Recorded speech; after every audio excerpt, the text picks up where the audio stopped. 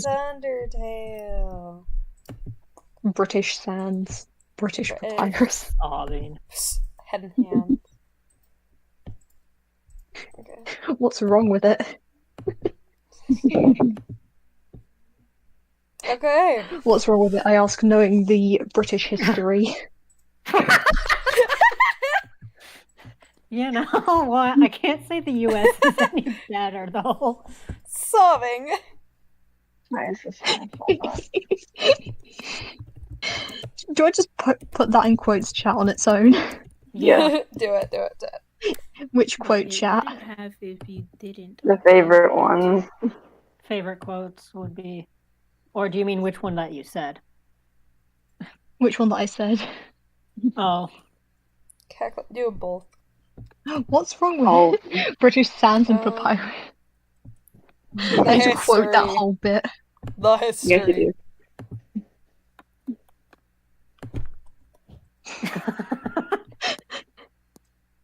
you I'm just gonna do like what I remember from the whole bit. I swear, Undyne is. Wait, what? Such a mood. Dude, it wouldn't have happened. Wait, where's You the didn't okay it. Soda? I don't. What's the? I don't see it. That's. I don't see a typo there. Right. Though, if you didn't okay it, it Yeah, would Yes, have if you that- didn't okay it. It doesn't sound correct. right. No, It does sound right though. It doesn't.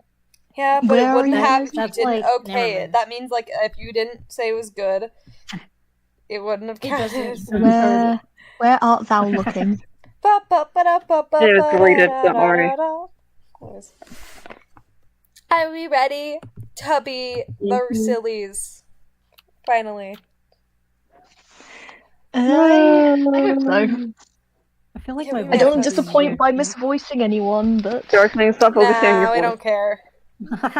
Get your narrator voice on. Okay.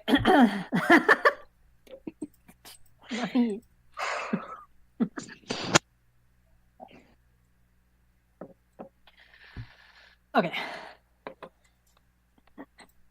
Chapter 29. What?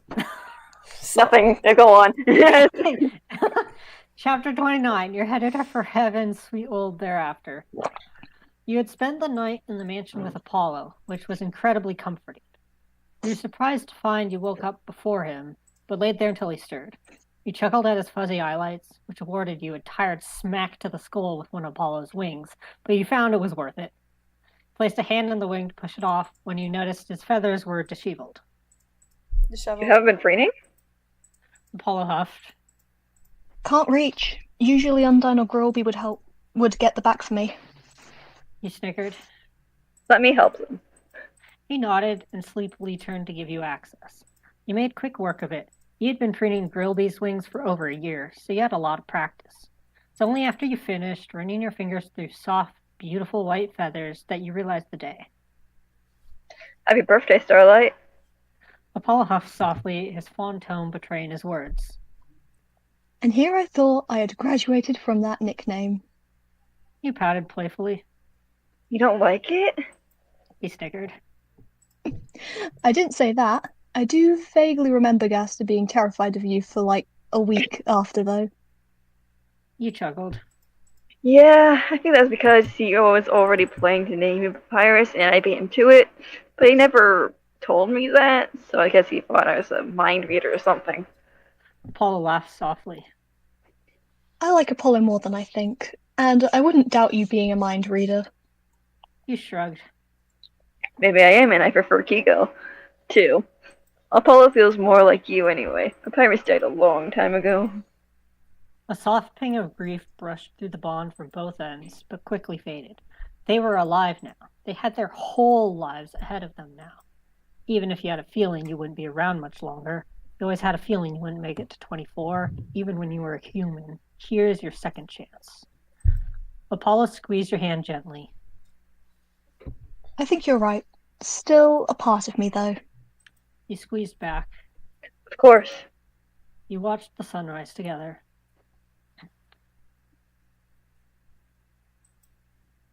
Okay, seriously?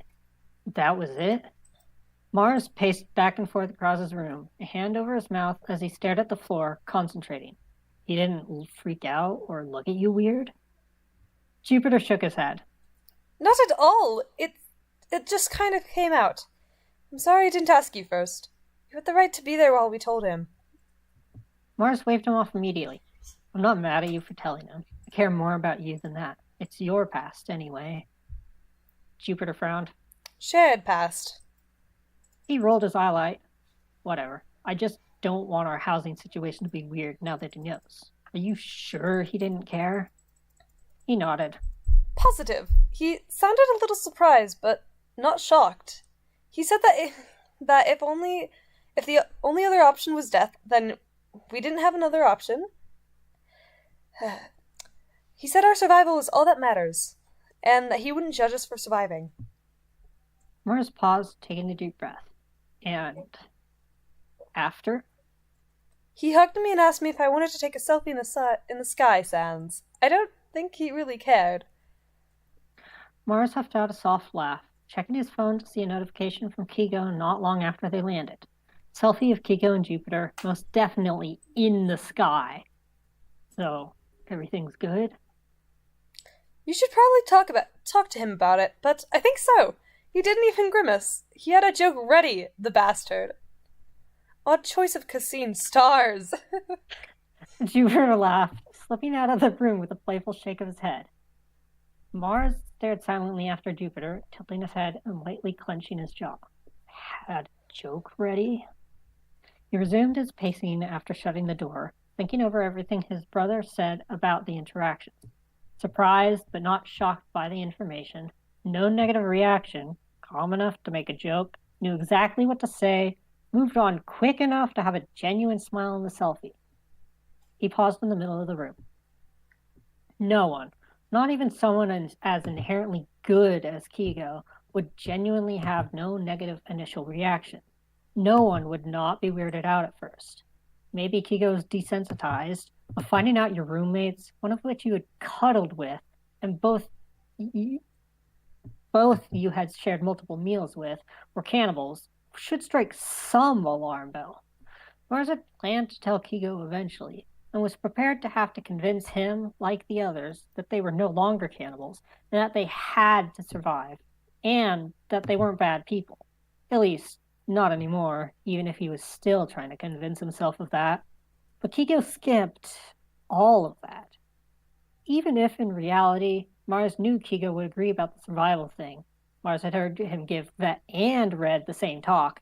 He'd heard from Lust that he'd given a similar talk to Edge at the mall, and a similar one to Malvery when they'd first met, also courtesy of Lust, who'd found out from Red, who'd heard from Dust, who was told by Malvery himself.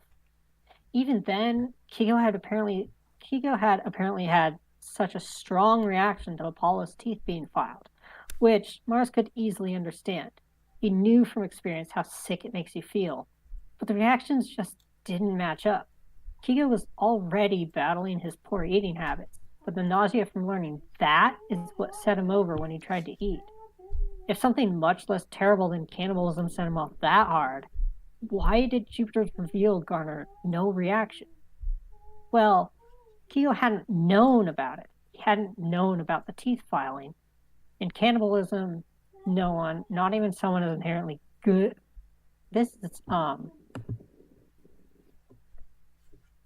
I've already read this Sobbing. word for word.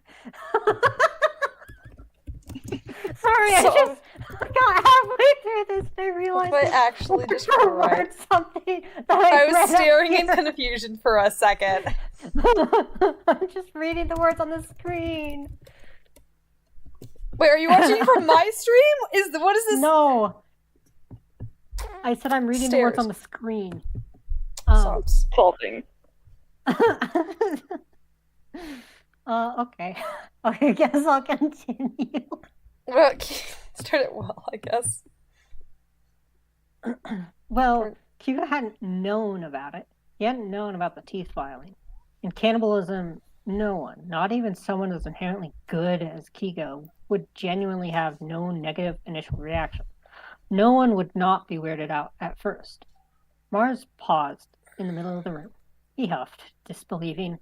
Keegan didn't have a poor first reaction because the fucker already knew. You hummed softly while eating breakfast with your brother. Wes was elated to see you in the morning and snagged the seat to your other side. You were happy to see Edge up and at it again, making coffee without a noticeable limp, though Red kept his eyes on him the whole time. Good guy. When you finished, you perked up. Hold on. Oh, Apollo, you're just at the cottage. One sec. Sans, you didn't need to.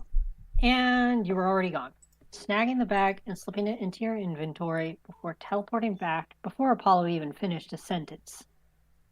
Do that. He huffed at the shit-eating grin on your face.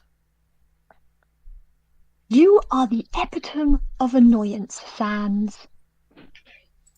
Love you too, man. That's, epitome. Pronounce it differently, sorry. No, We blame the British. is that how it's pronounced in Britain? I don't know. I've heard it both ways. Really? I just said it as I've read it. I've heard it both ways. Yeah, I've never heard somebody say epitome. Whatever. That was just how I said it when I read the word The ill before Victorian hearing child it got out better. loud. Still Victorian.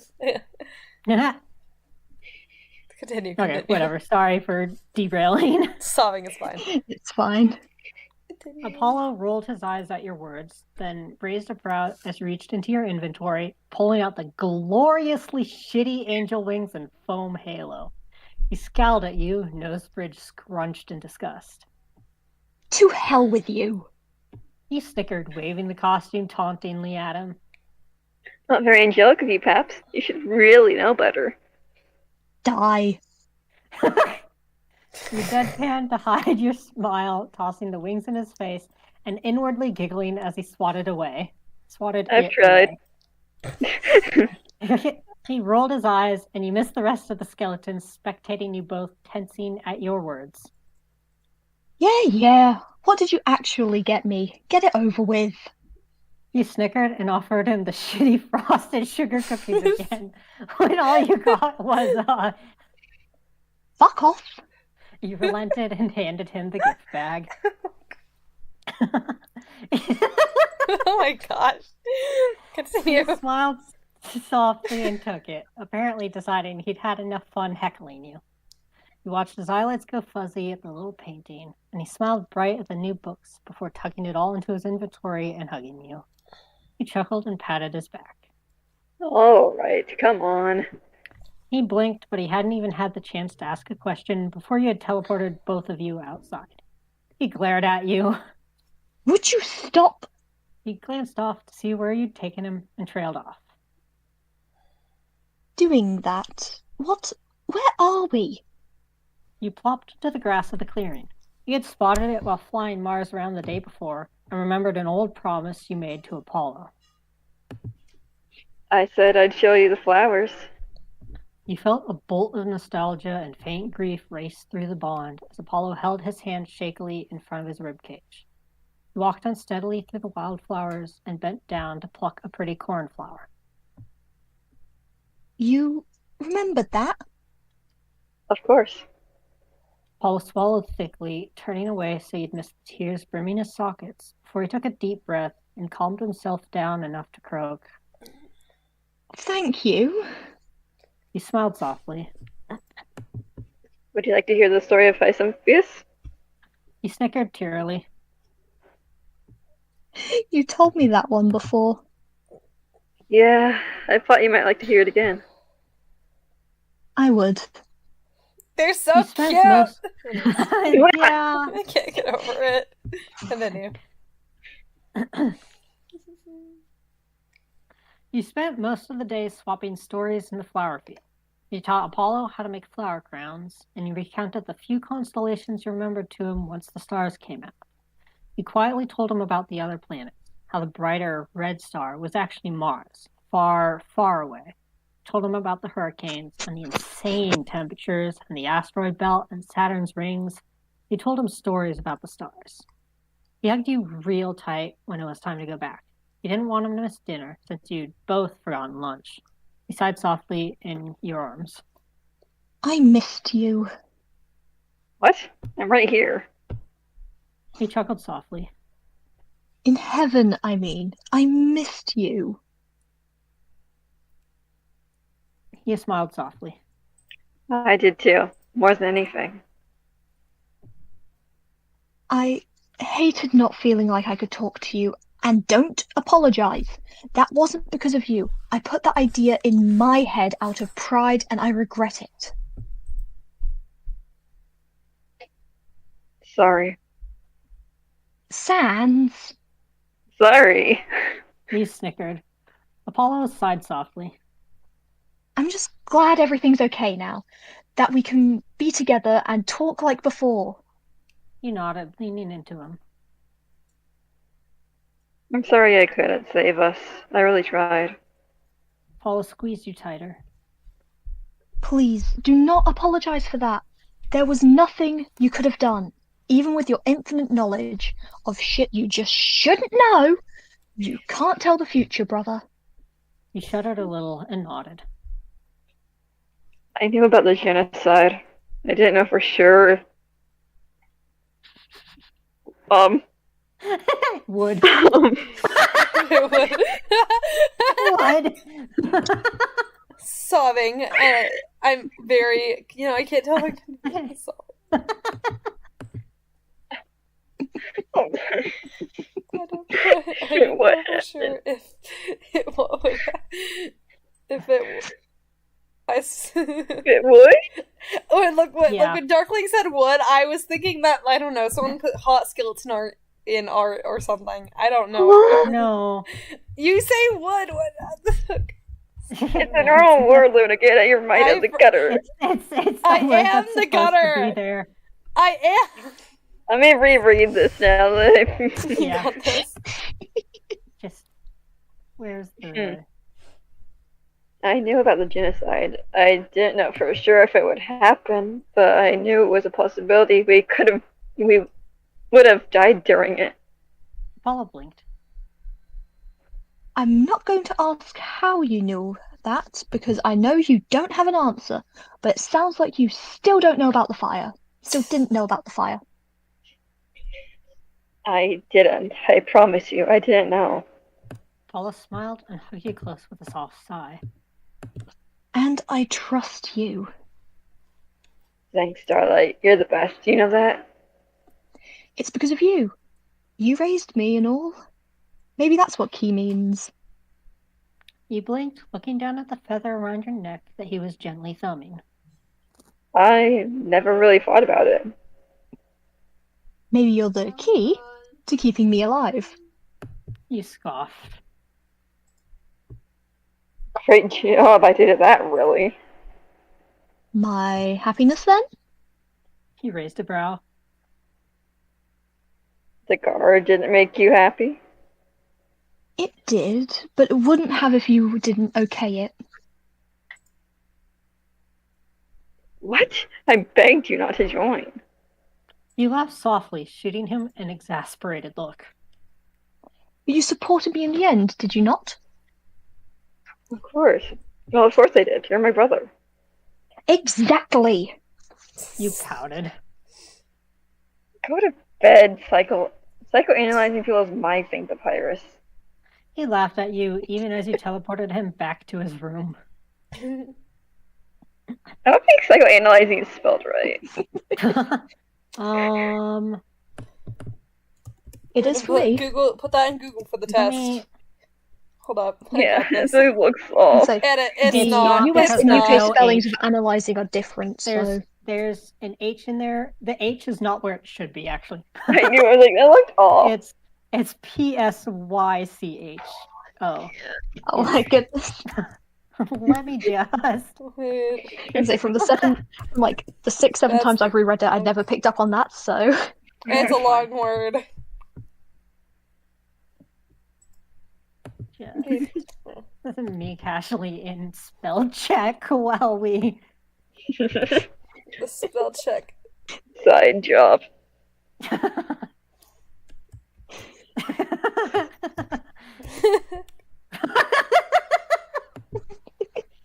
just Solid. realized now that I'm in dark mode, it perfectly blends in with Discord's background. It's the same shade. No, it's not for me at least. On mine It ain't is. for me either. It's the normal it's a wee shade bit for it yellow. at least. It somewhat varies. Let me. Anyways, Hey, it's 1 a.m. yay! That's what it looks like for me. Oh, wow. That is Yeah. really close. It's a little bit. Discord's Yeah. bluer. Anyways, It's a wee bit yellow. Anyways, back. Exactly. back to this. You Back hummed to softly reading. while padding back to the cottage from the mansion. You had used a lot of your magic reserves, teleporting you and your brother around, and you had forgotten lunch. Trace your fingertips against the bark of trees, breathing in the life around you. You'd thought about building Apollo a treehouse in the flower field, but thought of it one day being abandoned, with your stories untold and only the ghost of your laughter residing inside had you choking on unexpected emotion. You forced yourself to take a deep breath, staring at the ground as you walked and trying not to think of the people long gone who walked this path before you. You hummed the beginning of a song you had forgotten the name to, something about singing at snakes, as you stepped into the cottage. Your voice cut off when you saw Mars and Jupiter, both on the couch, looking worried. Hey, what's wrong? Jupiter immediately stood up, stepping towards you before hesitating and stopping a few feet away. You're back! We were so worried. I thought you freaked out and had left last night. You weren't here for breakfast or anywhere for lunch, and, You raised your hand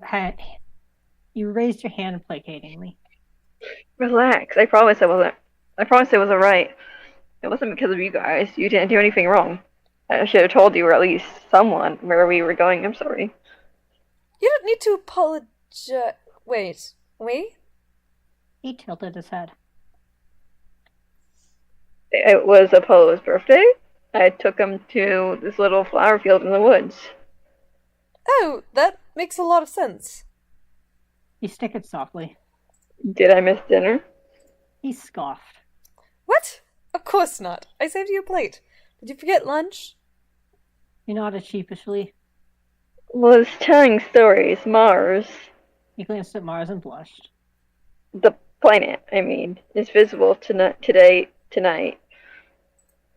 Oh, there's a period there that threw me off. Yeah. Sorry.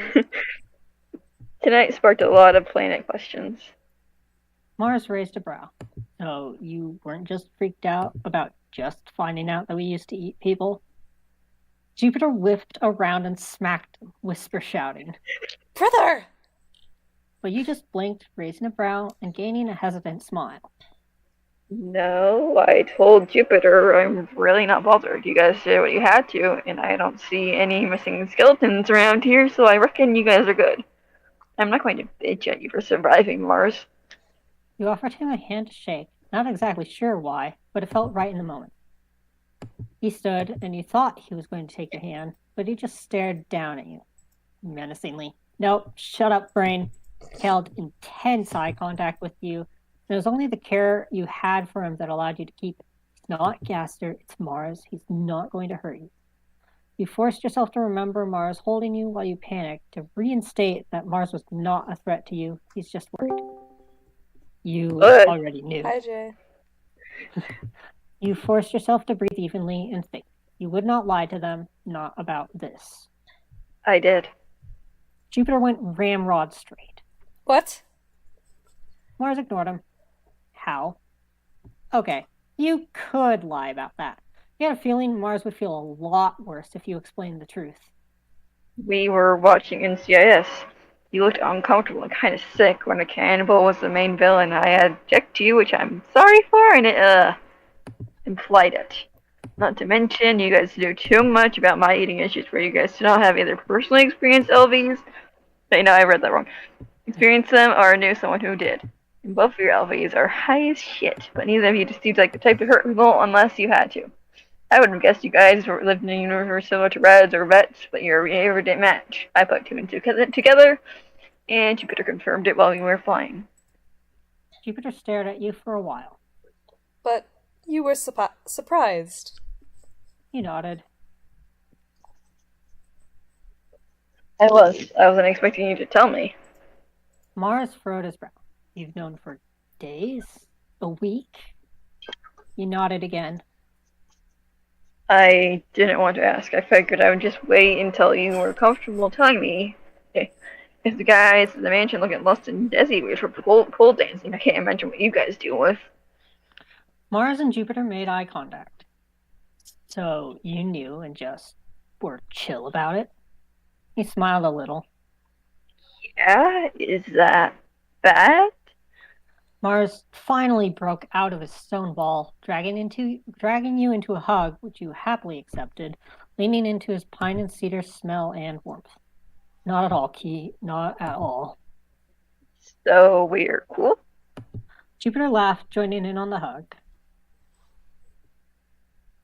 Oh, sorry. Yes, please eat, though. Aye, aye, Captain. I thought captains were the ones who normally had one eye. That is how it is in the movies. You immediately donned a mischievous grin. One of us. One of us. One of us. Shut the fuck up, Kigo. What What the the heck? heck? Sobbing. My voice. I keep forgetting. I keep making their voices higher. Go up. Yeah. Just a little higher. Progressively. Sans, pass the calcium, please.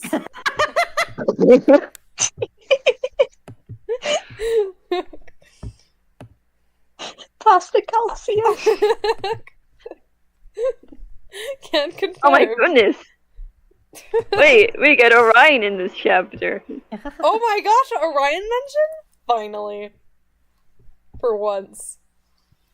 Oh, The neglected child gets mentioned. Again. Sobbing. It's such a treat whenever we get, it's Outertail, I think. I forgot who Orion was. Wait. What do you mean you Oh. forgot? It's in the name. The name is related to space. Yes. I know what it is. It's because I have the old like lighter Discord colors, and you guys are on the darker one. That is true. Because I didn't like the darker one. Sobbing. oh no, it can go darker. Give me one sec. Hold up. It can go Let me do mine real fast. Hold up. I have the darker one. Okay.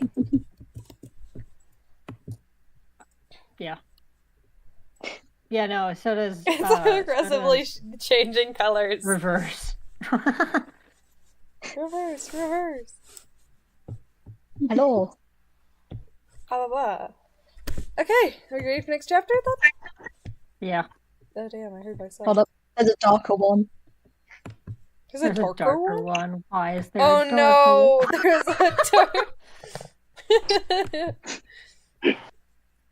Mine is Blue. rainbow.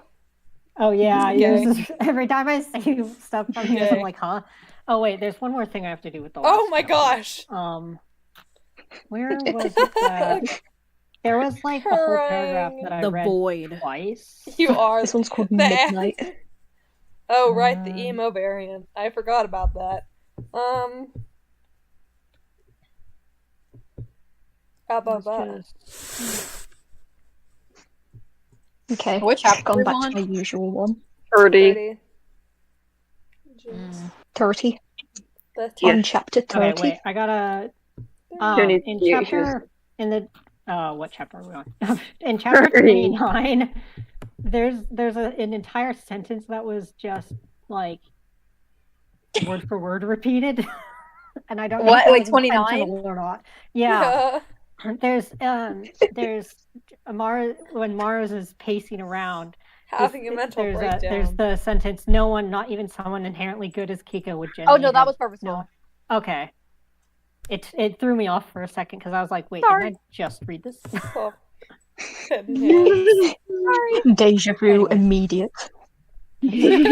Well, it seems like a certain Sans had a reset. Anyways. No. Yeah. Plot twist. Oh. Hilarious.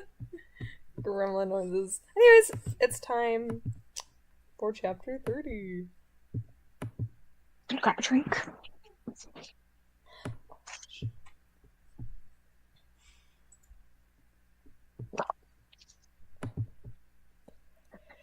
Jay, you said you're narrating this Oh, chapter, yes. right? Sorry. We're on 30, right? Yeah, we're on 30. 3-0. Turkey. Sorry, my mouse is sticky because I got sweet and sour sauce on it and it's bothering me. Oops. Oh my That's fair. I mean, I might. Wait, 30? Sorry. Yeah. Ah, Let me grab something real quick. Okay. Let me try to fix my mic so it could pick up my voice. Why I would you don't know do if mine's that? picking up my voice or how well that is, but I can switch around to the other earbud if needed.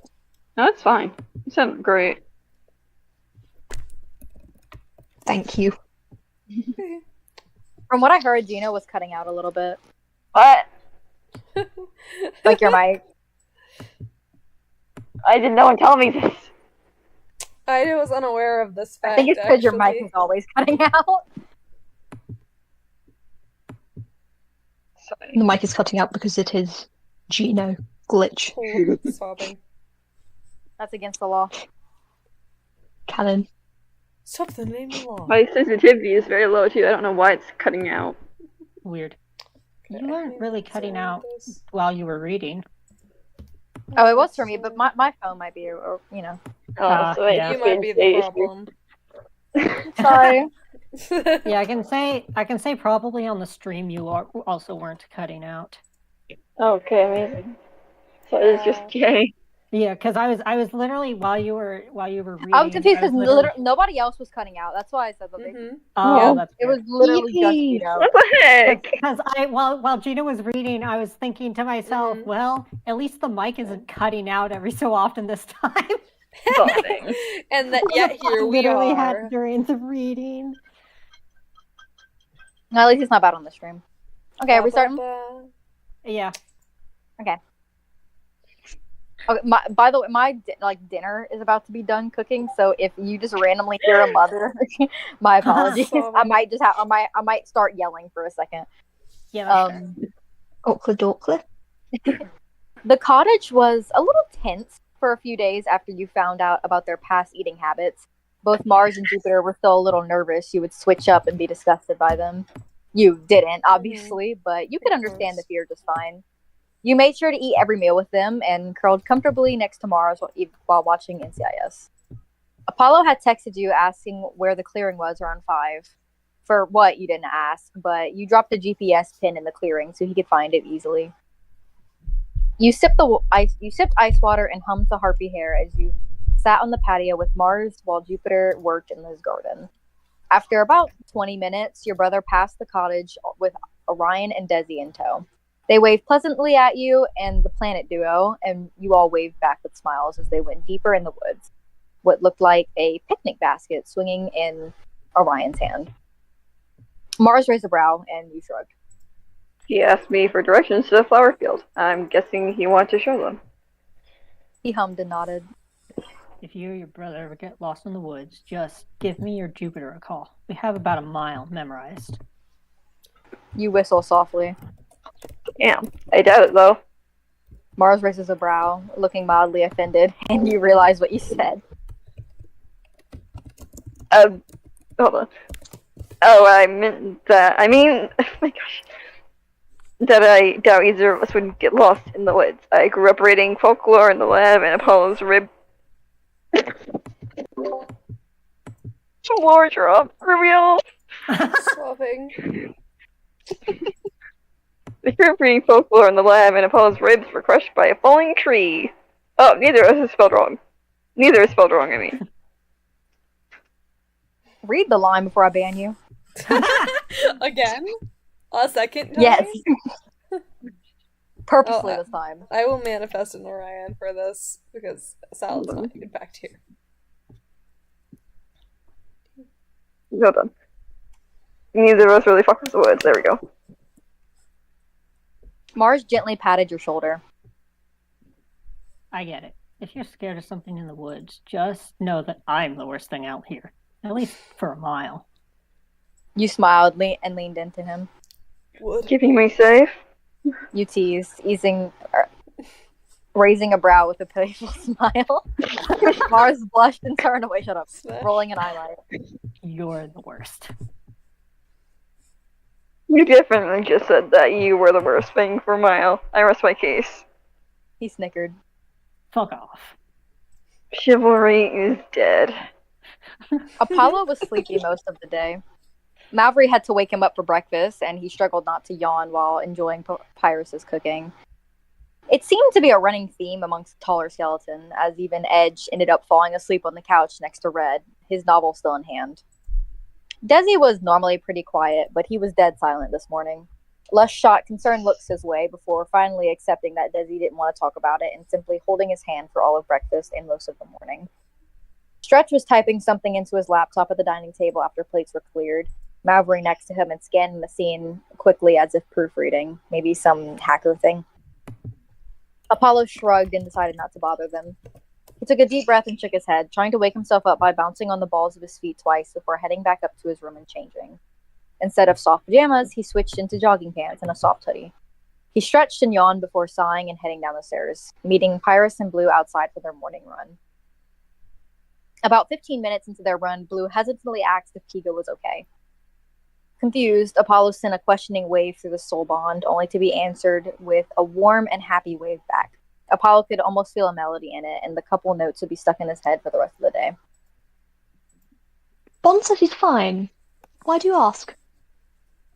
Blue blushed a little and looked away. I took him riding and may have been a little much. He hasn't been to the mansion in a few days, and I just wanted to make sure I didn't offend him or that he felt uncomfortable. You're Apollo. worried for nothing. Sorry. It's okay. Go ahead. You can say your bit first. Sorry. No, you're fine. Apollo smiled. You're worried for nothing, friend. My brother does not offend easily. Blue shot him a relieved and grateful smile before continuing their run in relative silence. Pyrrhus seemed oddly tired as well, though he kept pace with Blue and Apollo without struggle. Apollo yawned, then groaned. I don't understand why I'm so damn tired. Why is everyone so tired? Blue hummed, stretching his arms above his head and squeaking out a yawn of his own. Seasonal depression? Apollo slipped up before shrugging. Perhaps. I don't think I have depression, though. Maybe a skeleton sickness? Blue laughed softly. Maybe. I doubt it, though. I think you guys didn't sleep well last night. Pyrrhus was quieter than usual, so Apollo changed his pace to fall in light beside him. Feeling okay? Pyrrhus startled, looking down to Apollo and offered a smile. Sorry, me and fine. I'm just a little tired and I'm not sure why. Apollo hummed. I think we all are. It's weird. He shrugged and faced forward again, a soft pink-orange blush coloring his cheekbones. Apollo raised a brow but didn't comment. When their run was finished, they walked home together, keeping idle chatter between the three as they walked through the front door. Red and Edge were gone from the couch, Orion and Desi taking their place, quietly watching a documentary about space on opposite sides of the couch. Classic had fallen asleep in the love seat, which Pyrrhus shook his head good-naturedly at before scooping the elder skeleton and carrying him presumably to his room. Blue stretched and muttered something about work before heading upstairs to his room. Apollo hesitated before patting to Orion and Desi. May I watch with you? Orion smashed a... Orion flashed. Damn. Smash. They must be having a very good time with that then. Orion, don't quote me, I will jump you. Wait, one sec. Hi, mother. Hi. Oh my gosh. Ryan smashed. What if I Are just... we sure it's not Edge? What if I just smash? It's in the quote chat. And Orion would continue. Sobs. Bro, perfect timing for me to receive my food. Okay. Yippee. Orion flashed Apollo a smile, looking to Desi, who blushed a little and nodded. Apollo smiled back and hopped over the couch to take the place between them and silently watched a documentary with them. It wasn't until Apollo began to get hungry again that he noticed just how long the documentary was. 4 hours was a little crazy to him, but it was interesting, and he was already 3 hours into it, so he supposed he would finish it. It wasn't that he wanted to know the cool space shit Kigo always talked about. It wasn't that he wanted to impress him at all. Once finished, it was pretty late in the day, but not late enough to sleep just yet. Orion stretched and flashed Apollo a friendly smile. I didn't know you liked space so much. I suppose I should have guessed, but Apollo has constellations. Apollo perked up and smiled. Kigo said it's a crater on the back of the big snake. I forget its name. And a crow or raven that's associated with one of his stories. Corvus? And Orion is a constellation too. It's the first one Sans, Kigo, showed me when we got here. Orion grinned. Yes, Graded and Corvus are Apollo's constellations, and Orion is one of the easiest constellations to find because of the belt. Apollo nodded. I couldn't see the star cluster until we saw it in the woods. Kigo said it was something about light pollution. I don't remember, but I know it's his favourite. Orion immediately perked up. You can see the star cluster from the woods? I've been trying to see it for months. My favorites are Ursa Major, but I like the name Orion more. Apollo nodded again. Kigo found this great spot while walking with Mars. A little clearing with a shit ton of flowers and a great view. Would you like to see it? I could ask him to bring us. By the way, little author's note, the reason he hesitated is because they were definitely flying. Haha! Or Orion hesitated. solving.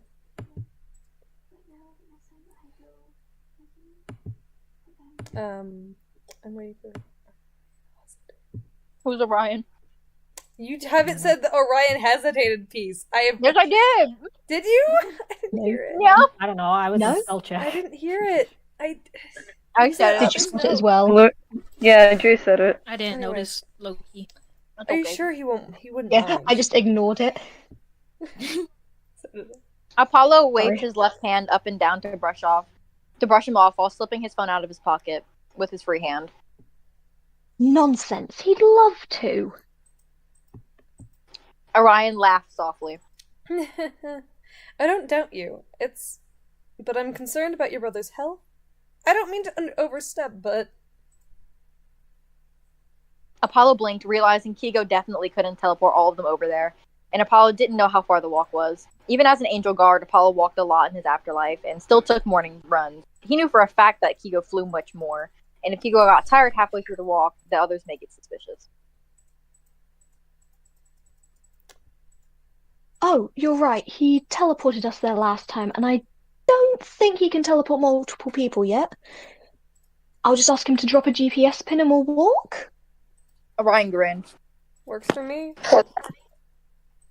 Apollo turned to Desi, who was so quiet he almost forgot the skeleton was there. Are you coming, Desi? He blinked. Apollo... Oh, sorry. He blinked. Oh, shit, I'm Desi. You want me to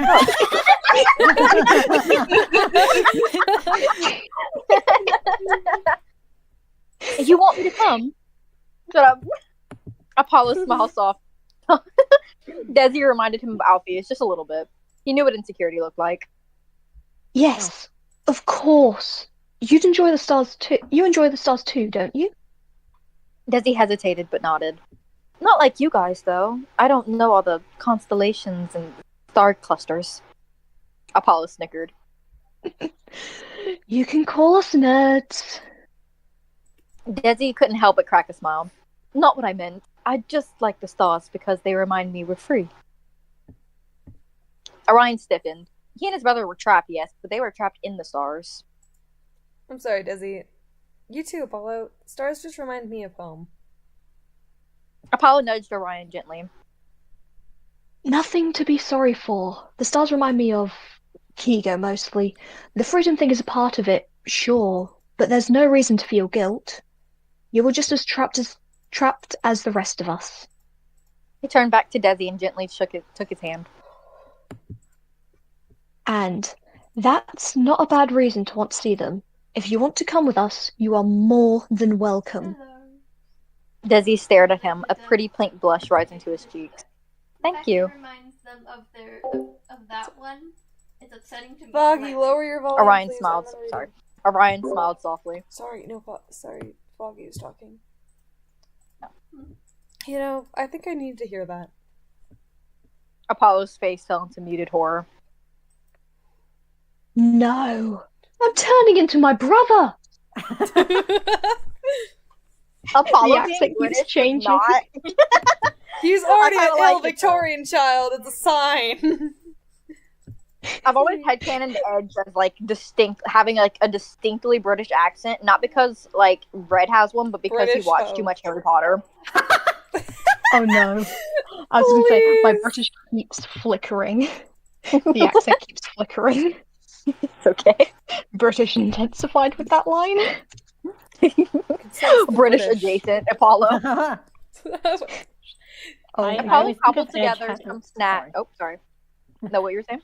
Oh, I said I always think of Edge having like kind of a rough, like loud, rough, and a little bit higher of a voice. Smells like it. Or Sounds no, like a little bit lower of a voice, and smoking cigarettes. and Helvetica having a similarly rough, loud voice, but a little bit higher pitched. Me as well. I saw one person give Edge an Australian accent, and I had to drop the pic. Oh no! Edge being received pronunciation or literary accent. I had to drop the fic. They made That is they made so fair. Helvetica German, and I was okay with Oh my that. goodness. You know that thing does is- fit here. They waited until 8 chapters into the fic to give them the accents, though. Oh no, I hate Sobbing. it. An author that I was doing updated their fic and suddenly was giving all of the characters accents, and it made it absolutely unreadable for me, and I had to drop it. Literally. Get them They and like their accents completely out. changed the please. entire vibe of this story when they did this too. No, I was like, I oh. think we might have read the same fic. I don't remember who got what accent. I feel it. I don't remember who got what accent though. When the British It's privileges just you get British revoked. intensified. The British are coming. I'm on my way. Apollo cobbled together some snacks into a picnic basket they found in a lower kitchen cabinet, while Desi grabbed a couple blankets and Orion snagged a book of stars. It meant to be about stars. It's fine. Apollo pushed down his anxiety around the trees and led them down past the cottage, waving at his brother and the planet duo. Apollo smiled, happiness welling in his soul. He was glad Apollo was making friends. Desi kept his head down most of the walk, carefully stepping around. What the fuck? What? He's glad Apollo's making friends. That's the wrong brother. Oh, did I say Apollo? You said Apollo. I'm actually gonna sob. I thought you were giggling because Kigo and Mars are definitely more than friends. That's why I thought you were laughing. I mean that too. That Okay, he was glad Kigo was making good friends. Desi kept his head down most of the walk, carefully stepping over and around the underbrush. Apollo wasn't sure why he was being so especially careful, but figured that he'd been there longer and knew something he didn't. Why are you so careful? Desi snapped his head up to look at him. Sorry. Apollo smiled, turning back to the trail because watching where he was going sounded like a good idea. I asked why you were being so careful. Definitely a good idea, but I was just curious about the extra precaution. Desi blushed a little. Oh, Edge broke his ankle walking through here last week. I didn't see or hear too much, but I could tell he was in a lot of pain, and I don't have a high pain tolerance. sobs in the most recent Apollo chapters. grimace. Apollo grimace.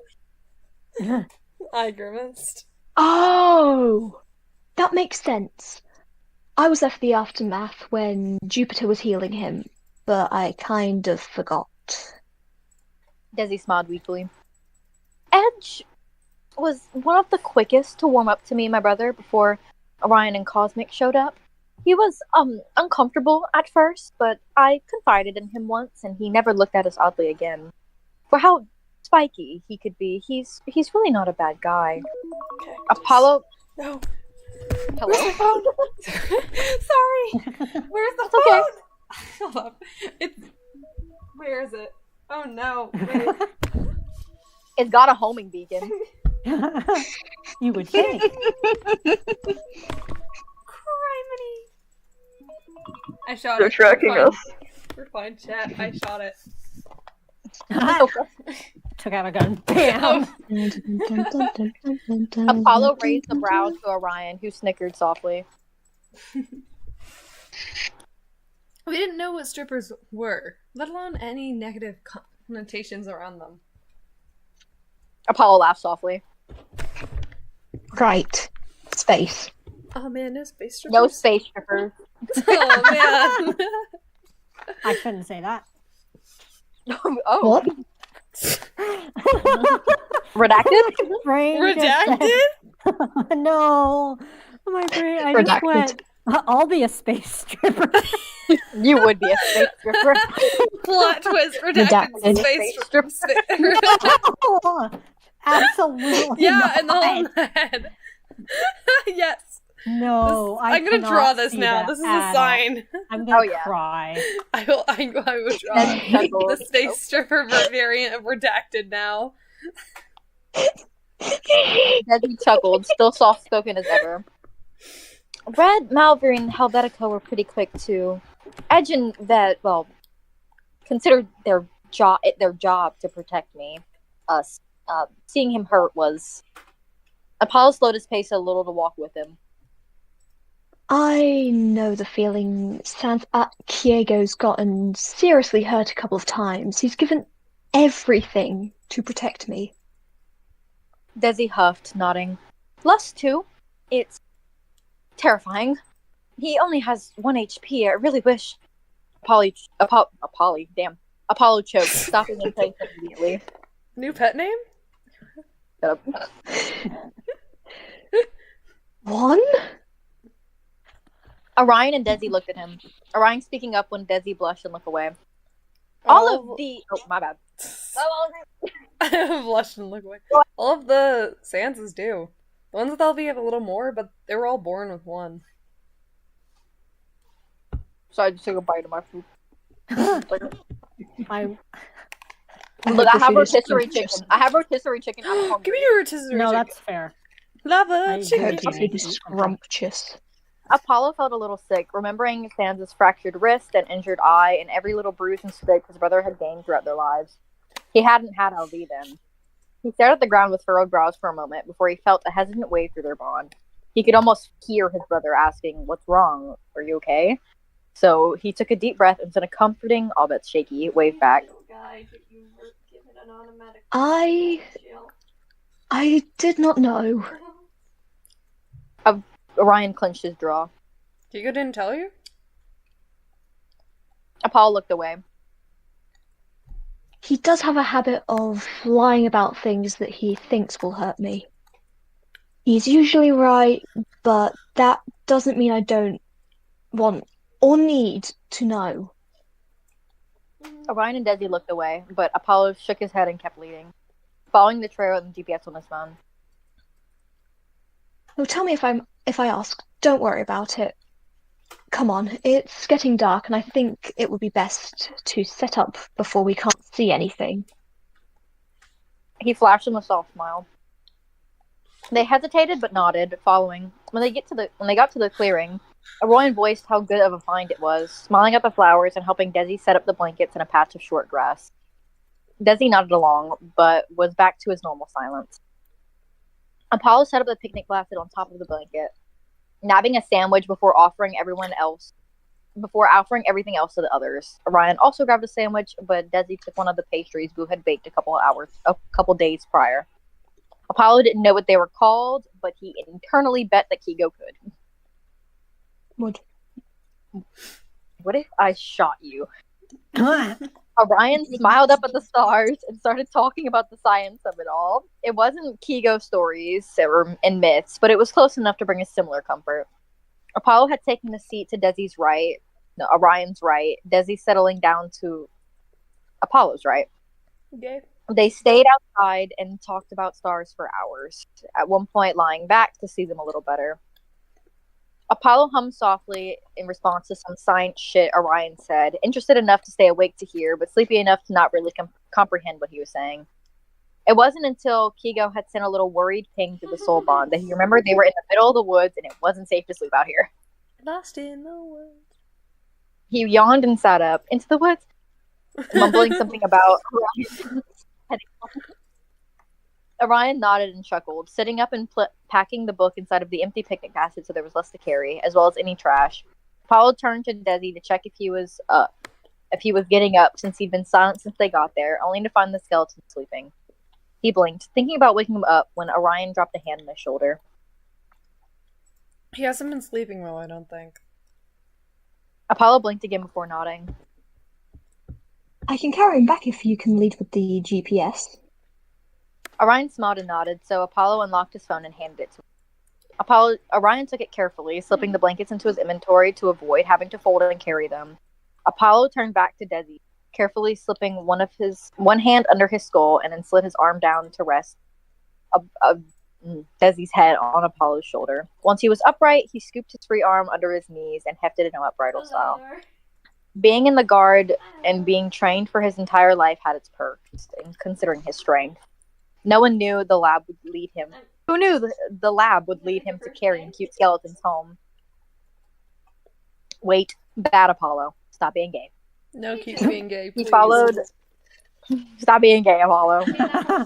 Gay intensifies. Sorry, I can hear somebody talking in the background. It's Foggy, Foggy again. shut up! Shut up, Foggy. Foggy, I still go here. come get in this. Come in get in the Discord call and mute yourself, please. Or go to several different rooms. I haven't seen it in Foggy! person, but, you know, Get out! Whack him with a pillow. I will, but I can't tell if she's in lore or not. We're in lore. Yeah, we are! Foggy, get out! I'm in lore, get out! Oh my gosh. Ha! what did it say? Mother is calling for you to bring something. Go get it, please. Get on, I have out to go and stay out. Move. Take your stuff and move rooms. You. Get out and move rooms. You're not staying here. This is an eviction notice. Get out. Foggy, I am doing lore. You need to leave. No! Oh, you don't know what beast you just unleashed. Uh-oh.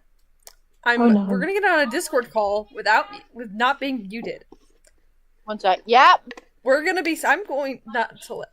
She doesn't get to be freaking. Continue. Go while we can. Foggy, get out. No. Yes. No. I leave whenever you do lore, and I don't. What? No, Foggy, I swear. Get out. I'm streaming this. Please. I'm turning off of her stupid PC. Hold up. Next time she does lore, blast music, bro. Oh, I was planning on it. That's what I'm saying. Okay, continue while we can. Sorry. Just took a bite. Foggy, get He out, followed Orion back. please. Yes. Okay, hey, back. Such Foggy, a you're creaky gonna door. regret this. Luna, You're mute making- yourself. Yeah. He followed Orion back through the woods, keeping his breath steady and focusing on not tripping and the lack of smoke in the air. He felt bad for making his brother worried, but he couldn't help nagging the bond to feel his presence. Kigo didn't seem to complain about sending soft, consistent waves of comfort through the bond. They get back to the house before midnight, but it was closed. Leave Foggy. Orion opened the door for Apollo, who made sure not to knock any part of Desi on the door frame. He heard a hitched breath in the living room, looking up to see Lus with his legs curled under him on the couch. Wonderful. No, he fell asleep. Yes. Lus' sockets were a little wider than normal, spine tense and expression mildly alarmed. They look amazing. Apollo nodded. We're gonna have coffee. I heard he wasn't sleeping well, so I just carried him back. I don't know where his room is, though. What's the Lus problem? hesitated, then nodded. Foggy, get out. Just follow me. Oh, you're gonna regret Apollo that. glanced at Orion, mentally feeling something was a little off, but Orion just shrugged and took to putting everything away. Apollo mentally shrugged, not wanting to budge Desi's head, which was resting on his collar. Okay, lead the way. Apollo quietly and carefully followed Lus upstairs, leaning a little to the side to avoid hitting Desi's legs on the doorframe after Lus opened one of the bedroom doors for him. He stepped in and could immediately tell that it wasn't Desi's room, but decided not to ask. The drawings on the walls were enough to tell that it was obviously Lus, so he wasn't bothered. He paused in front of the meticulously made bed before glancing at Lus. Lus looked vaguely panicked again, so offered Apollo. So Apollo offered offered a small smile.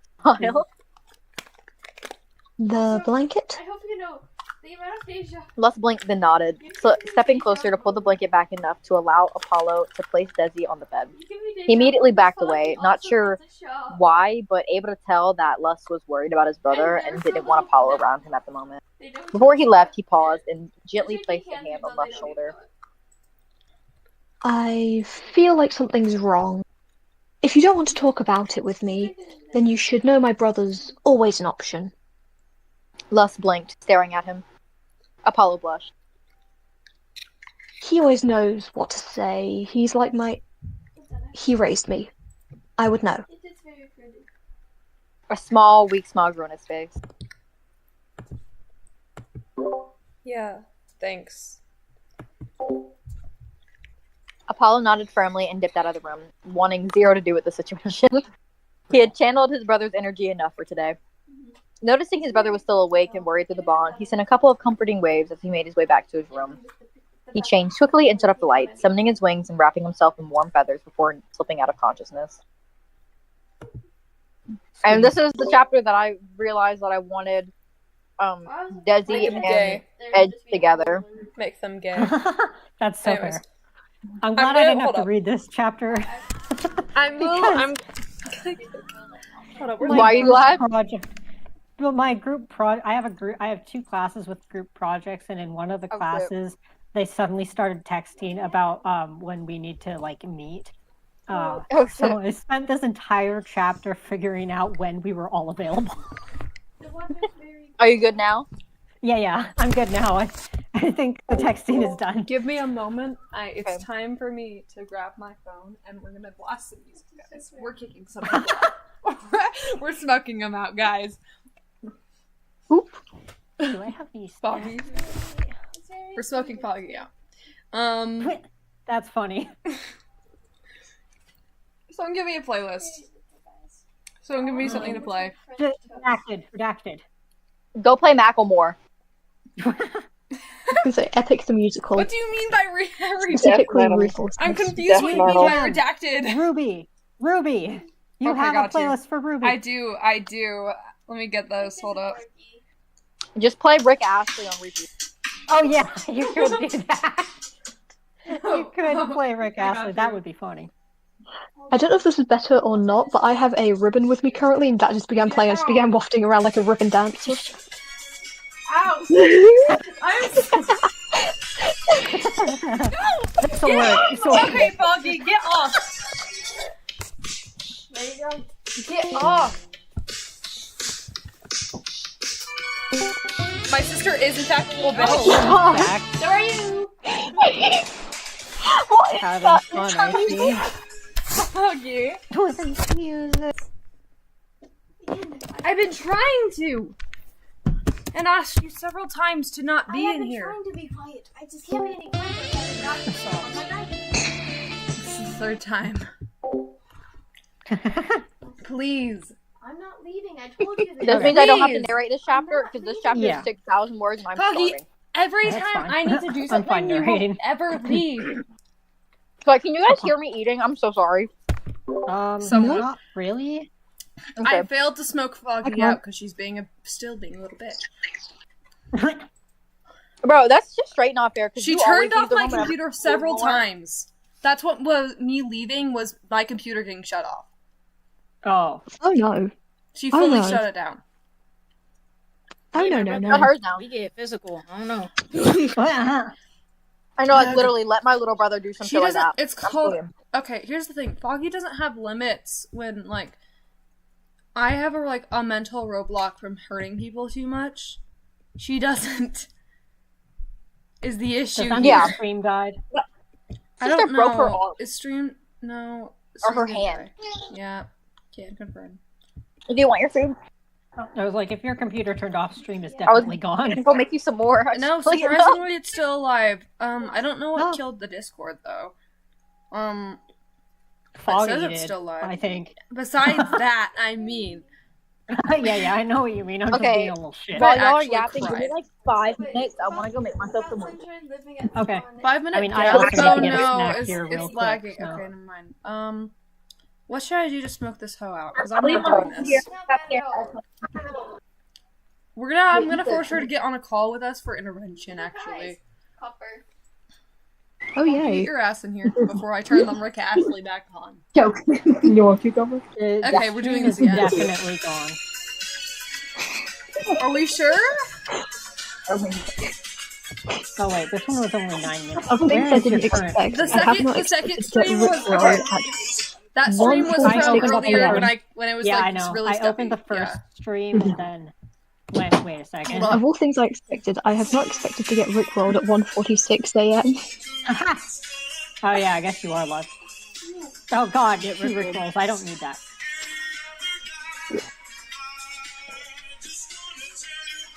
I swear. While you're doing that, I'm gonna eat. Give us like an interval.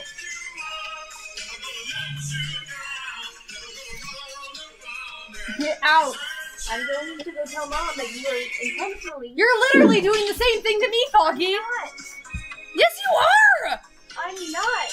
You literally are! I'm not. I am just trying to exist in the corner and do my flipping lore. So literally am I! And I am trying to be quieter, so I'm not Oh gonna my move. gosh. I don't want to be hold up. Why is this such a problem? Cause every time I have to leave. It's Okay. not true. Yes, I do! There's been many times where I've done lore and you've been in the Let Foggy know that we can hear Now I every deal word with it. they're It's no saying. different now. Why is this such a fucking fight? Cause everyone you might can want still to turn hear your as you're saying, sensitivity up. Foggy. You might want to turn your sensitivity up, Luna. I tried to do my lore, I didn't do I'm it. aware. If I You mean turn my down? sensitivity up, I'm never going. Or that. If I turn it up down, I'm never going to get hurt. It's the issue here. Mm. Because Yeah. either she gets picked up much easier than like. Oh my gosh, she gets picked up better than me because she's loud as frick Mm. and can't handle not letting me have the room for once. I'm not going to move. At least learn to be quiet then. I'm trying to. That's not. You know. The amount of times I have had to get up and leave just because you were doing lore and had given me a bunch of crap for being in the same room as you were doing lore is separate. What? Oh my gosh. There have been several times whenever you're doing lore and I want to just exist with my friends, I get told, oh, mute yourself. Oh, shut yourself. They don't hear this. They don't need to hear us fighting. They're already interested. It's fine. Well, I'm not. They're And showing like... personally, you're pissing me the hell off. So it's a two-way street, bestie. And I'm trying not to blow up on you. You realize you've already done that, right? And I'm trying to make sure there isn't part 2. Get the hell out. No. Fine. See, personally, I would swing. You're acting as if I haven't done it already. The limits don't work. Bro, blast music every single time they do lore. Talk That's as the loud issue. as physically possible. I don't trust her not to break my laptop if I do that. You break your laptop, break hers. Fuck. Like, we both in this now. Why is your mom not doing anything? Like She's your not parents. aware I of mean. this occurring. Not yet, at least.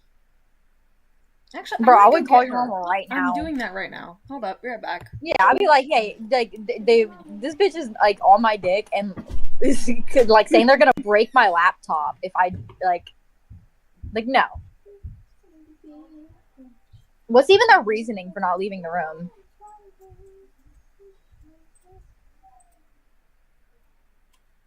Nope. Okay.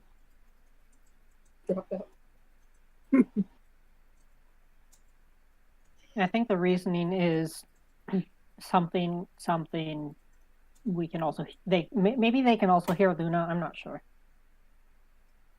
Or Yeah, but they always Luna still leaves the room. Like, yeah. I don't know how to feel about being in backseat for all this. Yeah, that's fair. we're used to it. Yeah, this happens frequently. Like literally every time we're on call with Luna, Foggy will not Yes. shut the fuck up. I know when I'm Luna aware leaves of hearing because- Foggy, but I don't hear about. I'm not aware about. I'm not even like this current thing happening. Oh This no, ha- this yeah. has been going on since as long as Foggy has been being picked up by the mic. Which has been basically ever since the Every first time. reading. I know when before Luna this- mutes because I don't hear Foggy anymore. Literally. Several And times. Foggy, it's I been don't said think she's in Foggy she's like in the VC. never stops talking. Yep. And we have done several things of me trying to get it so she doesn't get picked up, but it results in me not getting picked up. I've submitted to it at this point, and it's pissing me the frick Like off. most of the time I really don't care all that much. It's just for the readings, really. That Yeah, I no. would For real, like and to it's not the hear one Foggy. time I ask her not to be doing this. Hi, Skittish. It's the single. Man, This is literally the single, like, legit. This is the only time I ask her not to be get picked up on my mic. Which, I mean, genuinely, she did do decently today. I guess. Yeah, it hasn't been too bad today until like just now. Yeah, because she started lore, but like look, whenever she's doing lore and I'm usually in this, I'm the one who has to leave because of such things. But it doesn't work with today specifically because I'm the one streaming it. Yeah. Ugh. Yeah, that's my mother is talking to her right now. Perfect. That's good. All right. Because lock honestly, in. I was actually gonna suggest the same thing that Jay did, except I had food in my mouth. Whoops, what happened? Now, all I know is that when she comes back, I'm about to get cussed out. So, yay. Oh, well, Put my ass on speaker. Haha! I would. I will tell her about herself. Trust. I will Bro, after y'all she haven't moves. seen the message I sent to Sarah. To Sarah's nephew, bro. When I say that motherfucker left schools, he switched schools. He swapped schools That to get away story with kills me I'm every literally time. always the one It's who has to so move, though. funny. I don't know. She said that. Yo, He was so scared. We can still hear Foggy. I'm aware.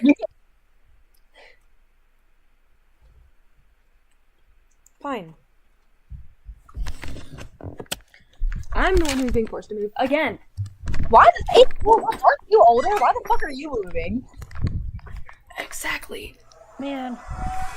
Bro, talk to your mom Hold again. the This square up. shit is not Yeah, fair. no, seriously though. Going to the crappy. All I'm gonna say, crappy internet room. I call my grandma's craft room. you know, that's fair.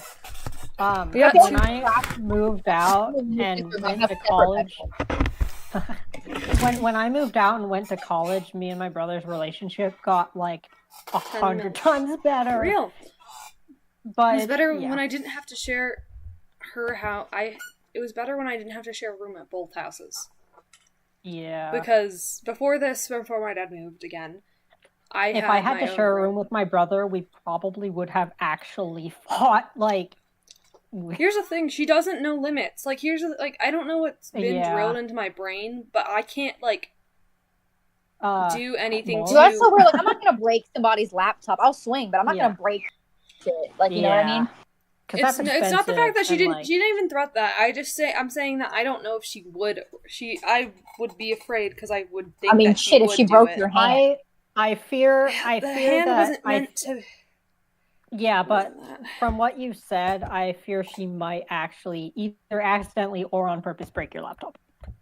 Yeah. She broke her own laptop before, so. Yeah, see, I would break her nose. I'm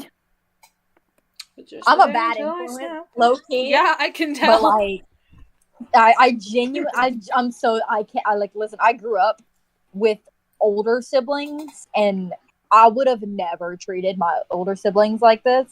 And now that I have younger siblings, I do not accept the disrespect. Sarah has been around my little brother, and that motherfucker has no idea what boundaries are either. Yeah. When I tell you that I threw that little bitch into the deep end of the pool, and that's how he learned how to swim. Yeah, my brother had to be manually taught what boundaries are because he's autistic, and he actually like straight up just didn't understand, and so there was like a lot of therapy involved in that. But my brother was not allowed in my room, and I'm very firm about that. And like when I'm hanging out with friends and my brother like wants to show up, I'm like, dude, no. These are my friends, not your friends. Well, I'm with Olivia. Yeah. But then they all gang up on me. In my household, it's been taught to respect the older sibling, aka me. So all my younger siblings gotta respect me either way, or listen to me. So I get to boss them around. I do get to boss my little brother around. Because it's mainly because my stepmom does not want to talk to him. Oh wow. Yeah, my stepmom doesn't want to do her job. So every time he's acting disrespectful, she won't say shit. I have to swing on him. And I'm like, you're letting your child she's letting her child kick me in the face. Okay. And I'm like, I would have squared up with a child. I don't care and how I'm young like, the no, child I is. will throw him out of the fucking hands car. with a 13-year-old. Listen. He's just turned like 9 or 10 or something. I don't remember. But like, he's old enough to know not to do that. Oh yeah, and somebody's got. That reminds me of the time I cussed out my 7-year-old cousin because he said a slur. He's not allowed to say the slur.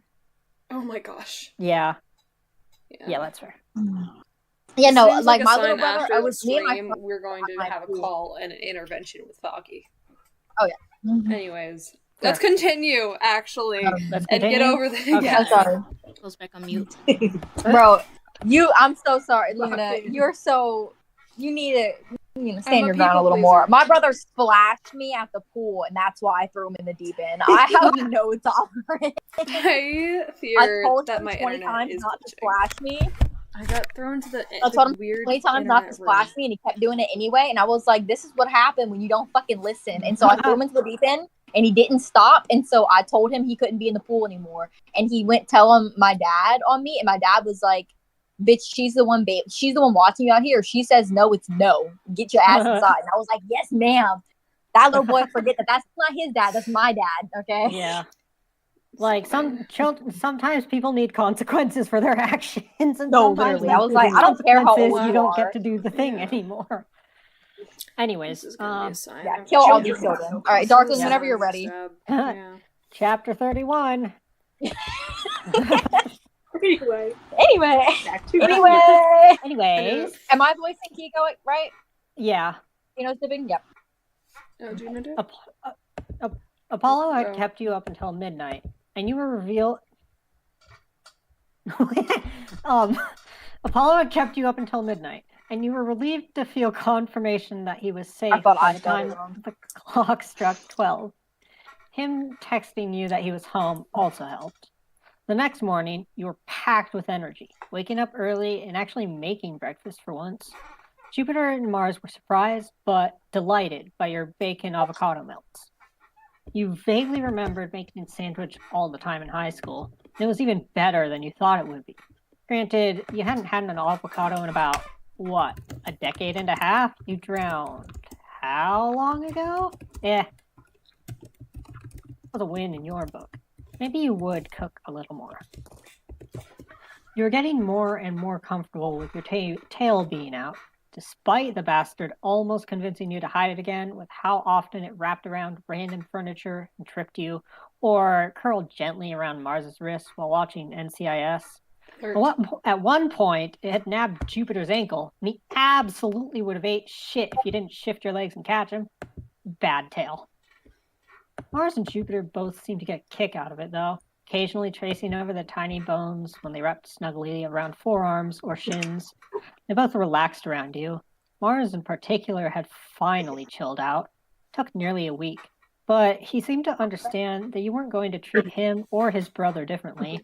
Naps and watching NCIS were pretty much a daily occurrence, which fun and very comforting, which you kind of need right now. But also freeloading, which was a hard no for you. You needed a job soon. But honestly, you were still grieving. You miss Girly bad. Miss soft feathers and preening and warm hugs, and you honestly couldn't even think about him without getting seriously upset. You were damn tired of tears. Forcing a deep breath, you stretch and smile, taking the short path to the mansion after slipping your tail back in your pants. You'd wanted to see Lust, since Apollo had messaged you something about Lust being real freaked out the night before. Slipping in through the back door, the first thing you saw was your brother on the couch watching a movie with Desi. He smiled and patted closer, leaning over Apollo and tapping a skeleton kiss to the top of his head. He startled minutely, turning to look at who was behind him, before smiling when he saw you. He leaned back into your chest, and you couldn't help but squeeze him a little, hugging him from behind. You scared me a little last night. Apollo's smile fell into a grimace, looking away guiltily. I guess I'm sorry. You shook your head, squeezing him again. Don't apologize. If you need me to feel safer, then I'm there. I'm just glad you're all right. Apollo nodded a little, shutting his eyes and leaning into your chest again. You glanced at Desi, who was staring at his lap. You all right, Desi? His gaze shot to you, and he nodded, blushing a little. You smiled. I'm glad. Is Lust all right? He froze. Why? You blinked. Oh, I was just worried about him. I heard he wasn't doing too well last night. Apollo mentioned him being a little jumpy. Desi relaxed a bit, nodding. Yeah, he's okay. He likes you, so he might talk to you about it. You and your brother are oddly easy to talk to, if that makes sense. Don't say a fucking word about the you. Mm-hmm. You couldn't help the ounce of pride in your smile. So I've been told. He chuckled, and both of them turned back to the movie, which you recognized quickly to be Guardians of the Galaxy by the music and the talking raccoon. You knew immediately that Come and Get Your Love would be stuck in your head for the rest of the day, but life moved on. You gave Apollo another squeeze before relaxing and looking around the living room. You hadn't even noticed Classic in the love seat, also watching the movie. Oops. Quietly asked Apollo where everyone else was, only to find half the house was empty because everyone was at work. Yeah, you needed a job. You hopped over the back of the couch and sat on Apollo's right, letting Desi keep his space to avoid the possibility of making him uncomfortable. Apollo smiled and leaned into you while you watched the movie with him. Once that movie ended, Classic quietly suggested watching the sequel, which you all agreed to. Apollo flinched at most loud noises and violence from the movie, but still enjoyed it. Desi's reactions were similar, but muted. Near the beginning of that movie, Dust stumbled down the stairs, looking tired. You felt his LV before you saw or heard him, which was a little odd since he was pretty far from you and you couldn't normally sense it at a distance. Classic just barely tensed at his presence, and Desi's eyes stuck adamantly to the screen. Apollo raised a brow to you, probably wondering why, since, as you just realized, Apollo didn't know Dust was a serial killer. You guess you should tell him that, eventually. Dust hesitated, breathing a little off, but when his eyelids fell on you, he relaxed a little, sitting on the other couch to your left and silently watching the movie. In the corner of your eye, you could see Dust's brother, but you began to mentally call Dyrus sit next to him. His presence brought no change to the world around him. The couch didn't dip under his weight. His long scarf continued to blow in non-existent wind, occasionally clipping through the back of the couch, and no one acknowledged his presence. Well, to be fair, they couldn't see him. The sequel ended, and Classic was about to recommend another movie, when the front door's handle rattled for a moment before it burst open, Edge silently stepping inside and closing it behind him. Simply from his posture, you could tell he was in a bad mood, stalking to place his keys on the hook by the door and his coat on the rack. Desi turned to him, frowning. He didn't speak, but it was clear he was concerned. Apollo looked worried, too. Dust's highlights were bright and glaring under his hood. I wondered if something bad had happened at work. His ankle or migraine was acting up, or if he'd maybe dealt with some monster racism to piss him off. But belatedly noticed that despite his scowl and sharp edges, he was still a version of your brother, and you could read hurt from them no matter what. So, not mad, but upset. Classic raised a brow. You alright, bud? Edge scoffed. Fuck off! Classic huffed and shrugged, but didn't look all that upset. Just trying to check on you, pal.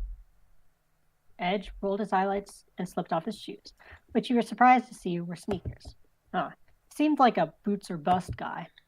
That's when you noticed the all-black outfit he was wearing wasn't jeans and a t-shirt, but scrubs. Red did mention he worked as a veterinarian. Desi hesitantly piped up, staring at his lap. Did something happen at work? He glanced up at the clarification, but quickly redirected his gaze when he made eye contact. Edge visibly softened, making a show of huffing haughtily, but hesitating before he answered. Had to put down a dog today. Fighting ring got busted. I got scared of the cops and tried to fight him. One of them shot it. They shot it and still muzzled it, and I couldn't save it. Desi's brow pinched. Oh, Edge, I'm sorry. Edge's jaw clenched and he nodded stiffly, turning away and heading for the kitchen, probably aiming for a little pick-me-up when Dust scoffed softly. I don't know who voices Dust. I'm Dust. Oh, Gino does. Oh, so am I Dust today? I guess so. It's just a dog. Wasn't even a dog you knew. He didn't have time to side-eye Dust for that comment, because Edge had more than beat you to it, flipping around and snarling, "Well, unlike you, I don't find pleasure in killing innocents." And just like that, the tension in the room snapped. Dust shot up with a sharp bone shard in his hand, and his half and half highlight sparking. Edge summoning a similar but larger shard, and Desi and your brother tensing hard. You weren't sure what to do in this situation, as you, your brother, and a friend/brother adjacent were in the crosshairs of an LV high serial killer with a sharp thing, and a trained soldier with trauma and a very large sharp thing. You were very sure that you wanted Apollo the fuck out of it. You nudged him to grab Desi, which he immediately complied to, then grabbed him and teleported the three of you a couple feet away. Once they were out of harm's way, you focused on the skeletons in front of you. It wasn't until the LV radiating off of Dust was damn near choking you that you realized his breathing and body language wasn't normal. You almost immediately recognized it to be very similar to how it was when he was panicking. The grin on his face was forced, and you noticed how he both itched to fight, but just barely flinched back when he looked at Edge's face. Classic snapped, standing and raising his left hand. Did a high-pitched ping! And suddenly you could see both Dust's and Edge's soul surrounded by blue magic. Classic flicked his hand down and sent both skeletons hard to their knees. That's enough. You both more than know better, especially right in front of me. Rooms now. He glared at both of them, not moving until Dust snarled and teleported away, to which he responded with letting Edge go, who immediately stormed up the stairs. Classic huffed and collapsed back into the love seat, closing his sockets and pinching his nose bridge for a moment before sitting up. "You lot all right?" He groaned. You nodded, realizing his eyes were closed, and he didn't see that, and glanced to your brother and Desi, who also hesitantly nodded. All good. I'm gonna go check on Lust. Classic's sockets snapped open, and he raised a brow. "Wait, seriously? Why?" You blinked. Couldn't you feel it? His LV was acting up. He was having a panic attack. Classic stared for a moment. "You can feel when people are having panic attacks?" You snickered. No, I can feel high LV. I could tell he was having a panic attack because of his breathing, body language, and highlights. Classic blinked, then tilted his head a little. "You know, when Red told me you were like a pocket therapist, I thought he was kidding." You couldn't help but grin. He wasn't. You made your way upstairs, really just a second.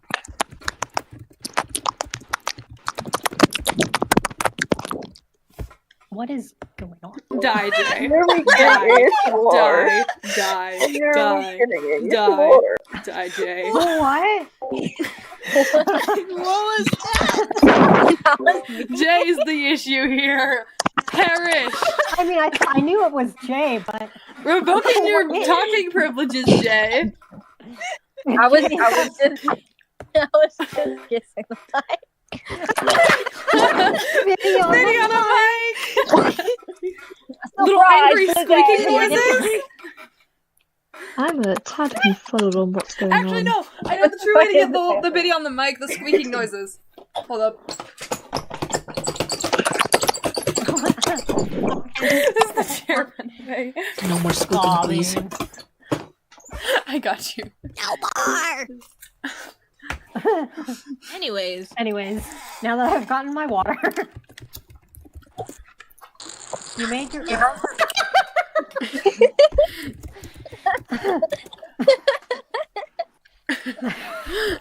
Sorry. You made your way upstairs, walking towards where the LV felt the strongest, then gently knocking on the door. You heard a warning snarl of, Go away, classic.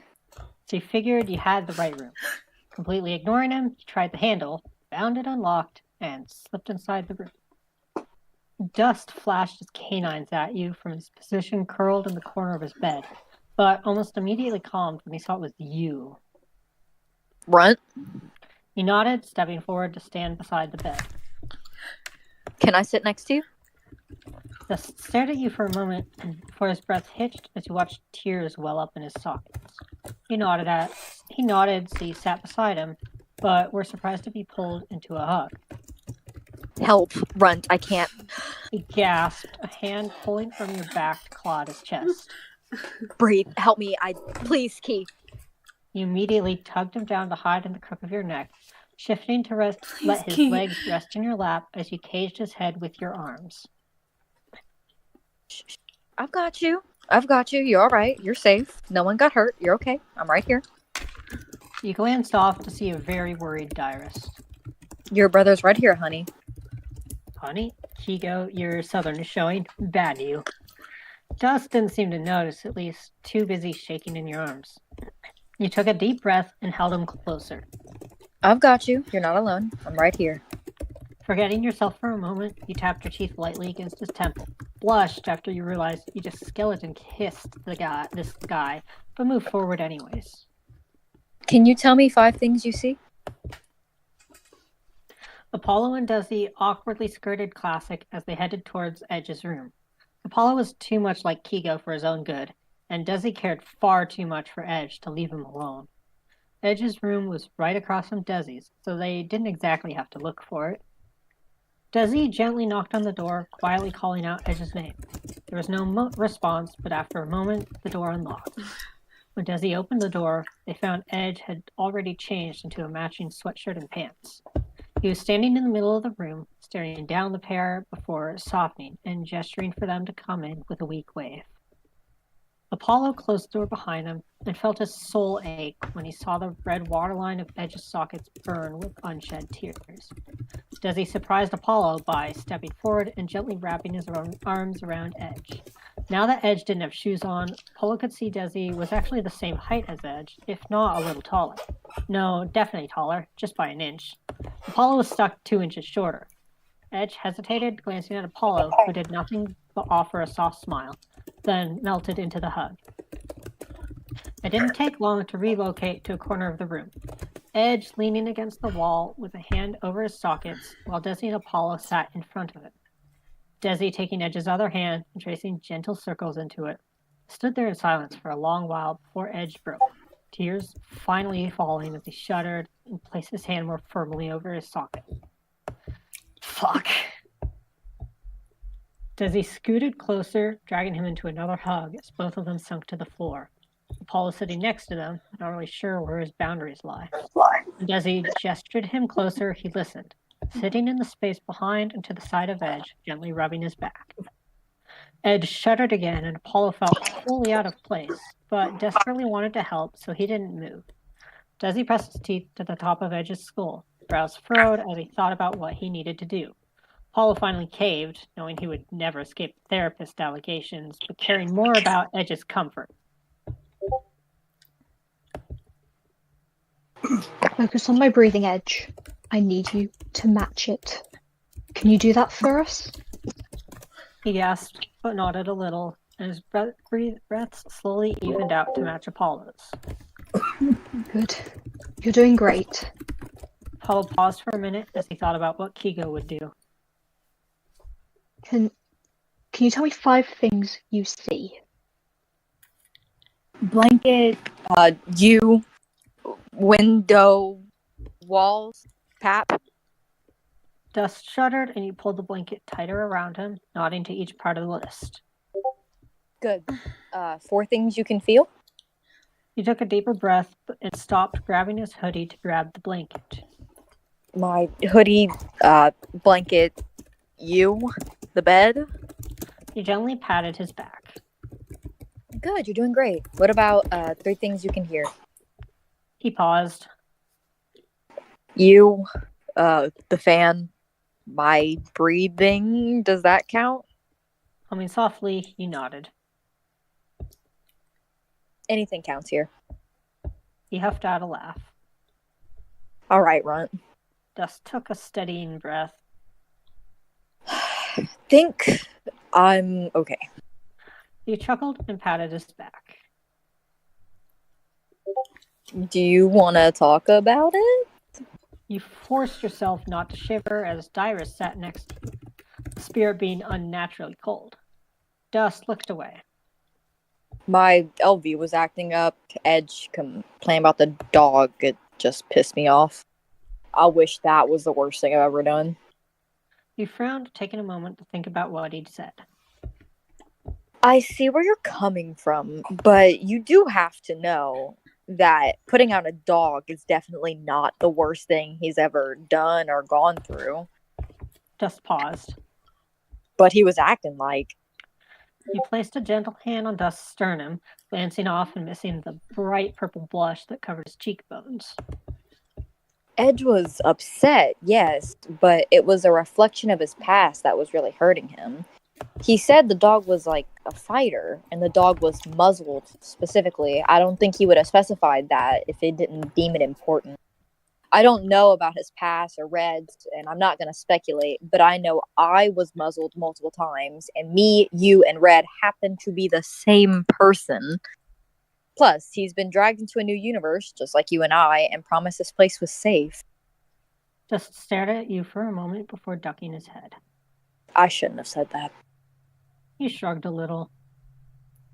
No, he shouldn't have said what he said either, though. You both need to apologize so you can move on. He grimaced. I wasn't going to... I didn't want to actually hurt him. My LV acting up made me summon, but I wouldn't hurt. I won't hurt Papyrus again. Any version of him. You nodded. I believe you. He hesitated for a long moment, twisting the small bones in his hands together as he struggled for words.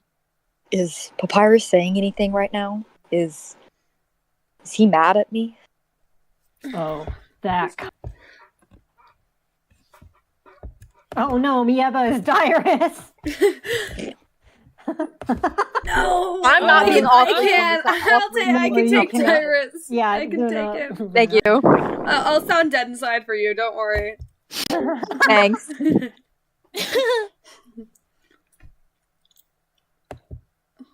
Hold on. Do I need to reread? Yeah. Okay. Oh, that kind of hurt. You cleared your throat and looked at Dyrus, who tensed, then placed a hand on Dust's shoulder. No, brother, of course not. You hesitated before urging some magic to well up into the joints of your hand before swishing it a couple of times, as if repeatedly throwing a frisbee, and letting your cornflower blue magic lift off and swirl in the open air above your palm. You shrugged and offered the magic to Dyrus to see if he could do anything with it. You were both dead, after all. He blinked before touching it. The second the tips of his fingers made contact, the magic soaked into him. Suddenly, Dyrus was a little less see-through and looked a little more alive. Dust gaped. What the fuck did you do? Despite his words, his tone was more amazed than anything else. He hesitantly reached out for his brother. The three of you choked in surprise and contact was successfully made. You can touch? Good. Can you tell me 4 things you can touch? Edge huffed. What is the point? I've already told you what I can see. Paula's nose bridge pinched as he reached out and poked Edge's cheek. He's genuinely surprised he didn't get bit for it. Kigo would have bitten him for sure. A little love nibble, the bastard. It's a grounding exercise, you vicious little viper. Now shut up and let me help you. He's meant to be British. I felt Australian. He snarked, figuring Edge would appreciate blunt honesty over soft words now that he wasn't actively freaking out. Desi snickered and pressed his and Edge's foreheads together. Just listen, will you? Edge rolled his eyelids, and though the skeletons were pleased, he didn't really seem to be panicking at all anymore. Paula mentally laughed at the thought of Edge dropping a full panic attack out of spite. Fine. Paula felt the whole... Hey, Reddit.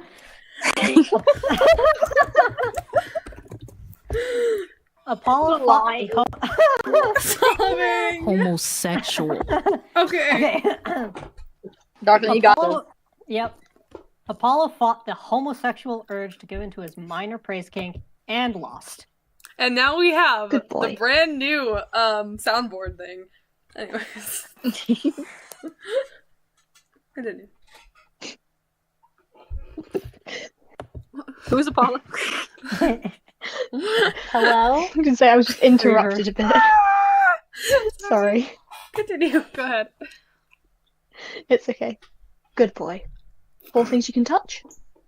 Yeah, the way Edge gaped and sputtered at the words with half his skull drowned in red blush made that comment entirely worth it.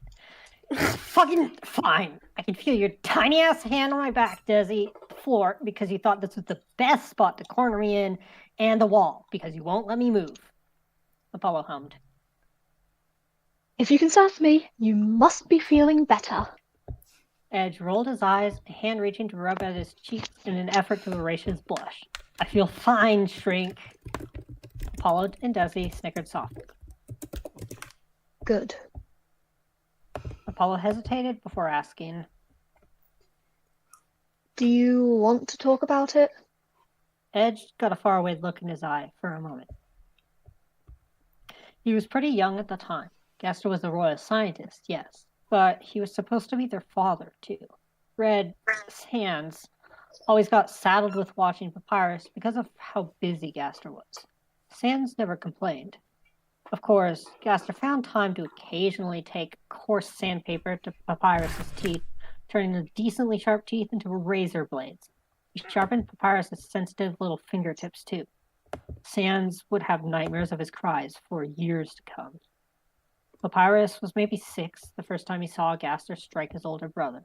An ache, much like a fresh bruise being pressed on, echoed through his soul. Then Papyrus could have swore he felt a snap. Any parental expectations, love, and bond was erased in that moment as he watched Sands hit the ground from the force of the blow. Papyrus nearly choked on his emotion and froze. Gaster snarled at Sands to stay down, shot a glare at Papyrus, then stormed out the front door. Sands was fine. Even at the young age of 9, he'd gained a little EXP, setting his HP and LV at 2. Papyrus had never hated a person more in his life, and had never been so worried before. Even as Sands reassured him as he was all right, Papyrus would stare at the bruise modeling Sands' cheek for long after it healed. It was less than a year later when Edge, in all his 6-year-old glory, stood up to their father. Gaster was yelling at Sands again for something minuscule and raised a hand to his oldest son. Papyrus was within reach and bit the shit out of him. He still vividly remembers thrashing and crying as he tried to pry the muzzle off his face with his knees, since his hands were cuffed behind him to the long wooden beam in the shed. He'd never been so cold in his life. Next time he saw Sans, he had a fake tooth. He was muzzled multiple times through his childhood by Gaster, and each time was just as traumatizing as than the last. Just as. Yeah. And each time was just as traumatizing as the last. By the time Papyrus was 13, he'd made a friend in Undine. He mentioned the abuse offhandedly to her, not expecting a strong reaction. He didn't know her father was the king. He didn't know Sans was waiting for Gaster on the paths of the core after Gaster was called to the capital for a meeting. He had no idea that would be the last time he saw, or even clearly remembered, Gaster. Of course, he simply couldn't remember his face. He remembered everything else just fine. He'd never forget the feeling of sharp metal wire pressing into his cheeks. He'd never forget sharp claws lashing at his face, almost blinding his right eye if he had not flinched back. When Undine offered him a position in the guard at 16, he accepted. He wanted it all his life, but it was real then. He wasn't doing it for fame or glory. He needed the money to keep his small family afloat, and he needed the fear factor to keep his low HP brothers safe. He felt sick giving Sans the collar. He took his first life when he was 16. It was self-defense, but he threw up pure magic for a week after it and sobbed in his brother's arms. Papyrus knew that Sans had killed much younger. Sans could have been cruel. Sans could have told him to move on. But Sans was always soft on Papyrus, no matter what universe. Sans held him anyway. Sans was always a little bit of a father while being a brother. His LV was high by the time he was 19. He'd killed a lot of people, some innocent, some not. But when he and his brother were ripped from their reality and shoved into a different universe, everything changed. It was supposed to be safe there. So why did he still have to put down innocence when his job was supposed to be saving them? Why did he see himself in every muzzled animal? Why did he choke on guilt when he would see his brother in every collar that surrounded him? I don't want to hurt anyone. It's supposed to be safe here. Why are my hands still stained?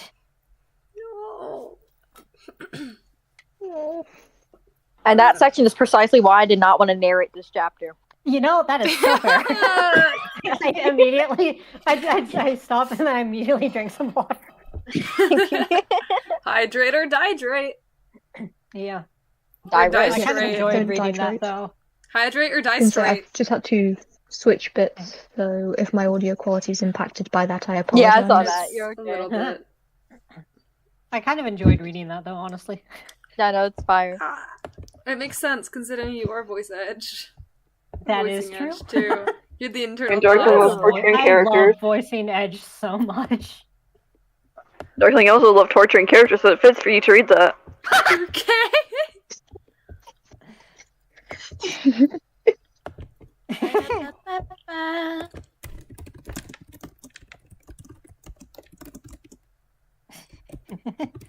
Okay. Dyrus gasped happily. This is incredible! He'd pretty much tackled Dust in a hug the moment he realized he could initiate physical touch again. Dust wrapped his arms tight around him, burrowing his face into the crook of Dyrus' neck.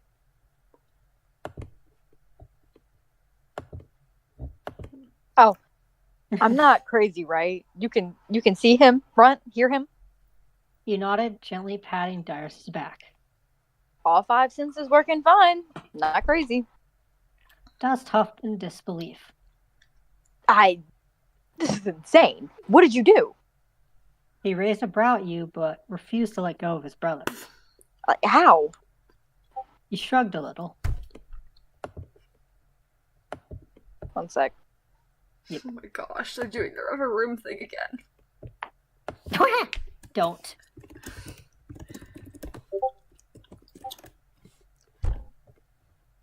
They locked me in a room. I thought since we could see and hear him, maybe if he had a little more magic, we could see and hear him a little better.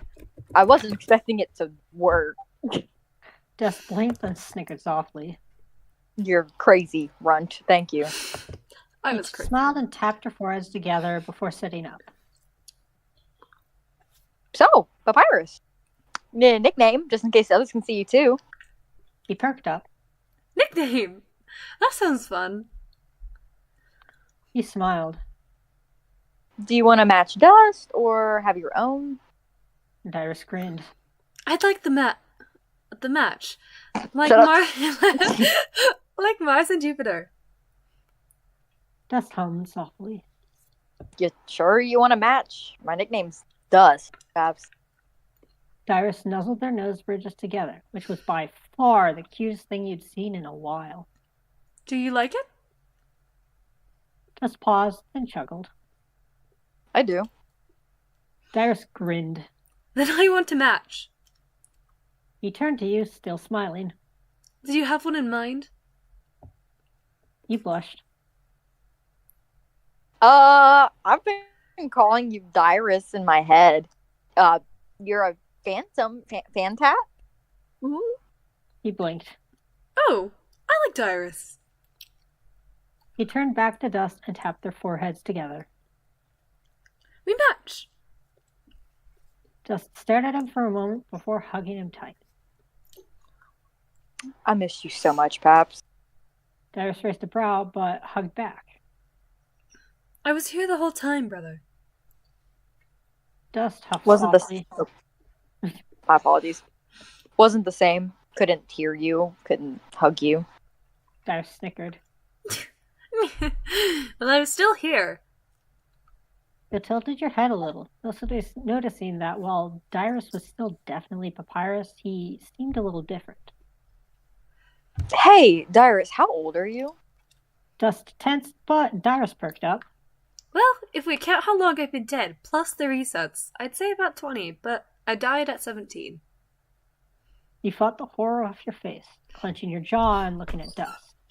He stared at his hands as if they were still stained with his namesake. Desi pressed a skeleton kiss to Edge's cheek, mostly ignoring, but privately enjoying the light blush it caused. Your hands aren't stained. Apollo gently took Edge's hands in his own, gently thumbing the sharp tips. Honestly, you could be a hand model, Edge. Edge blushed and looked away. My hands are covered in scars and claws. No one wants to look at my talons, Apollo. Apollo opened his mouth to protest, but Desi beat him to it, taking one of Edge's hands, pressing the knuckles to his teeth, effectively shutting both skeletons up. I think your hands are pretty. Scars aren't looked down upon, at least not to us. You know that. Edge clenched his jaw shut and yanked his over. My bad. Yeah. Oh, other. Okay. Yanked his other hand from Apollo to cover the bright red blush lighting up his skull. Are you two trying to torment me?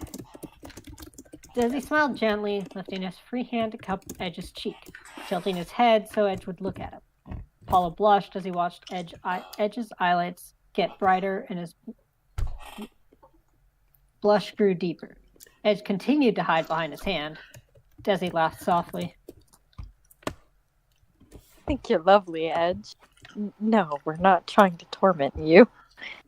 Apollo smiled and traced his fingertips down the inside of Edge's forearm, delighting in the shiver it earned him.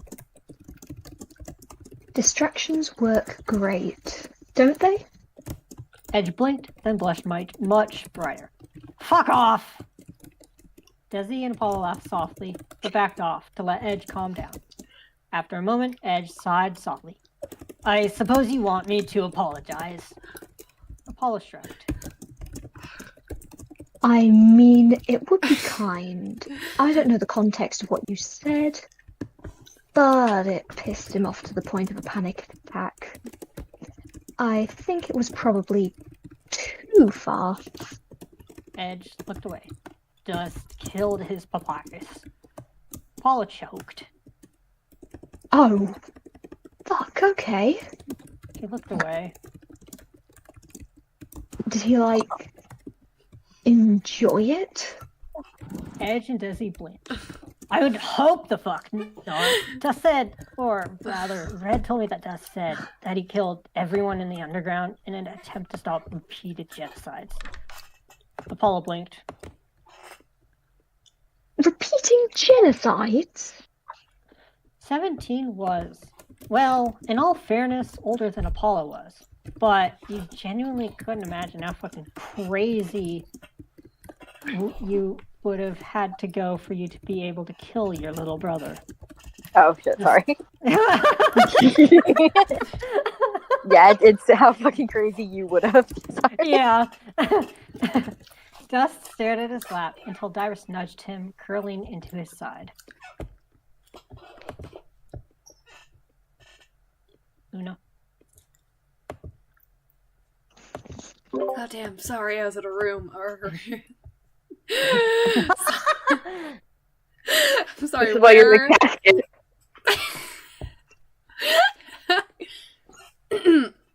Brother, what's wrong? Just choked on his words. I'm sorry. I'm sorry. Me and Sarah have been playing footsie this entire time. I'm sorry. You were so young. Okay, so look at the demented squeaky toy. What is that? You're so young. Shopping, okay. Dyrus frowned. The human was going to kill me anywhere, so... Sorry. Sorry. Okay. The human was going to kill me anywhere, Sans. I always rathered it be you. Like this. I can stay by your side. Why are you upset? You took a deep breath and calmed down. You already knew this. It wasn't your place to be offended or angry. If Dyrus had forgiven Dust, then you would not hold previous sins against him. Dust glanced up to you and relaxed to see you calm. I just hate that I hurt you. Dyrus hummed. Oh, I never felt it. The human always dragged out my death. You made it painless, and I never died alone. Good enough for me. Dyrus shrugged and looked down, frowning to see he was growing less and less visible. It appears magic doesn't last long. Okay. Tired anyway. Dust hugged him tight before he fully faded, and Dust's arms went through him again. He stared at you for a moment before tackling you in a hug.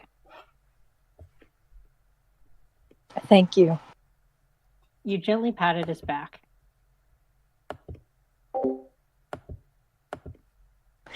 I believe you deserve happiness, Dust. Dust shivered and leaned fully into your chest. You sighed softly. I believe anyone can be good if they really tried. Dust's ribcage rattled for a moment, and you almost didn't hear his sob. I'm trying. Edge and Desi choked. You don't know? Desi looked away. I'm afraid. That might be something All aside, your leaning brother against the wall. should explain. Nothing new then. That bastard didn't even tell me he only had 1 HP. Edge whipped his head to Apollo. Seriously? I've known my entire life. Desi nodded a little, looking a bit ill. Same. Apollo groaned.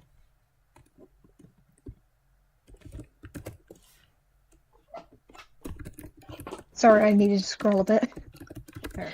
He tells me nothing. If I don't ask, I just won't know. Edge grimaced. I think Sans is just like that. All of them. Apollo frowned. Not pouted. He was not pouting. At least yours told you about his health. Edge paused. Well, actually, that was Gaster. Semantics. Edge snickered. Look, I'll apologize to Dust. You should probably talk to your brother, though, Shrink. Apollo rolled his eyelids. Shut it, Viper.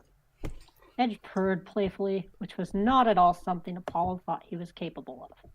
Well, you'll just have to. Apollo shot up and made his way out of the room before Edge could finish, shutting the door behind him and let himself smile at the echo of Edge's cackle and Desi's soft laughter as he walked back to the living room. Classic was still in the love seat, watching what looked to be Criminal Minds, but Apollo honestly wasn't sure. He sat up when Apollo entered the room. Everything all right, kid? Apollo paused, but nodded. Kigo kept something important from me. I'm just a little upset about it. Classic hummed softly. What was it, if you don't mind me asking, that is? Apollo sat on the couch and puffed.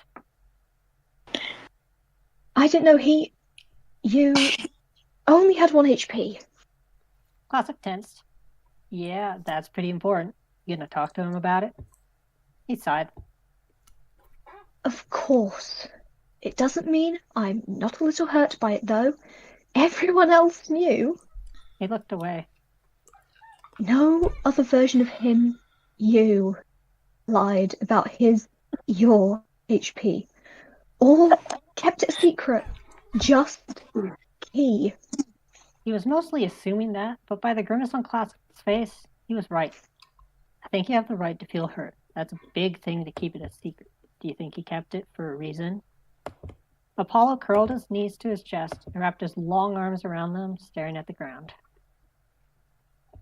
Yes, Kigo, my brother, always had a reason. He never does things out of straight malice. He's always trying to protect me in some way.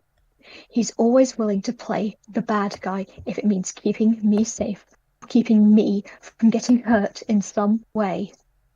Classic come again. Well, it sounds like you already know why he kept it from you. It's up to you to decide that you want to forgive him, or if you want to set a boundary with him. Apollo sighed softly. I forgave him already. He was a child. So was I. It makes sense that he wouldn't want me to worry. And it makes sense that he, as a child, would think keeping it from me would be the best course of action. I just don't understand why he wouldn't tell me after he gained LV, or after we got here. Perhaps he forgot to mention it? Classic shrugged. That could be it, kid, but you won't know unless you talk to him. Apollo nodded a little, pulling out his phone and shooting a text to Kigo to meet in the living room. It was a little while before the message was marked read.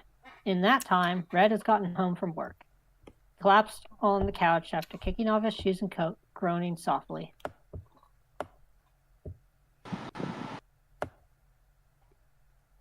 Pierre was Red.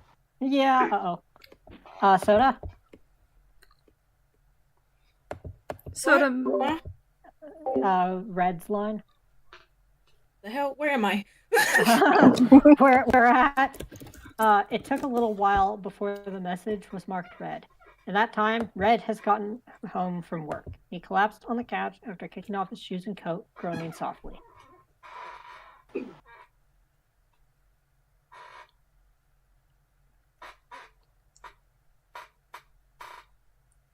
Okay. What happened? What happened? Oh my god. Sorry. What happened with Edge? Soulbond was going crazy for like 3 hours. Apollo grimaced. I wouldn't. Sorry, I've scrolled too far. My thing is not scrolling correctly. There. Sorry. It's all good. He had to put down a dog at work today. Red huffed softly, but relaxed a little. Yeah, that'll do it. Soul said he's alright, but I'll go check on him. He sighed and leveraged himself off the couch with one heavy movement. Apollo blushed. I wouldn't. Red paused, tilting his head and raising a brow. Why? Apollo realized that he came off very wrong. Oh, nothing bad. Just Daisy's in there and... Red laughed and plopped back down. Never mind that. He's just fine. I'll check on him later. Apollo laughed softly, relaxing and waiting for his brother. Kigo came down the stairs not long after, brow furrowed as he shook his wrist out. Are you alright? Kigo glanced up. Huh? He noticed his arm and shook it a little harder before relaxing. Oh, yeah, I'm fine. He flashed a smile to Red and Classic before sitting down next to Apollo. What's up? Apollo took a deep breath. I am minorly upset at you. I've already forgiven you, but I would like an explanation anyway. Kigo tilted his head. What did I do? Apollo frowned. I just can't believe you didn't tell me. Kigo immediately looked nervous. Tell you what. He huffed. That you only had 1 HP, Sans. Red choked. Sorry. You didn't tell him, kid?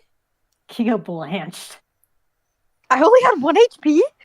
Apollo paused, immediately registering his confusion and alarm as genuine. You didn't know? Kigo gave, gesturing at nothing with his hands as his classic manic grin slowly grew on his face. Fucking no! Classic looked vaguely horrified, Red wearing a matching expression. Kid. Apollo choked. How did you not know? Kigo blushed. Do you even know how much HP you have? Apollo raised a finger with an open mouth before shutting it as he realized that he did not, in fact, know how much HP he had. No. What the fuck? No! Sobbing. I love this. I have only 1 HP. This is the reality. The second I realized what chapter this was, I had to stop myself from laughing every time HP. I only have 1 HP. I only have 1 HP. I would be louder for that last bit, especially. Yeah, but also it's what? I don't know what age. Hold up.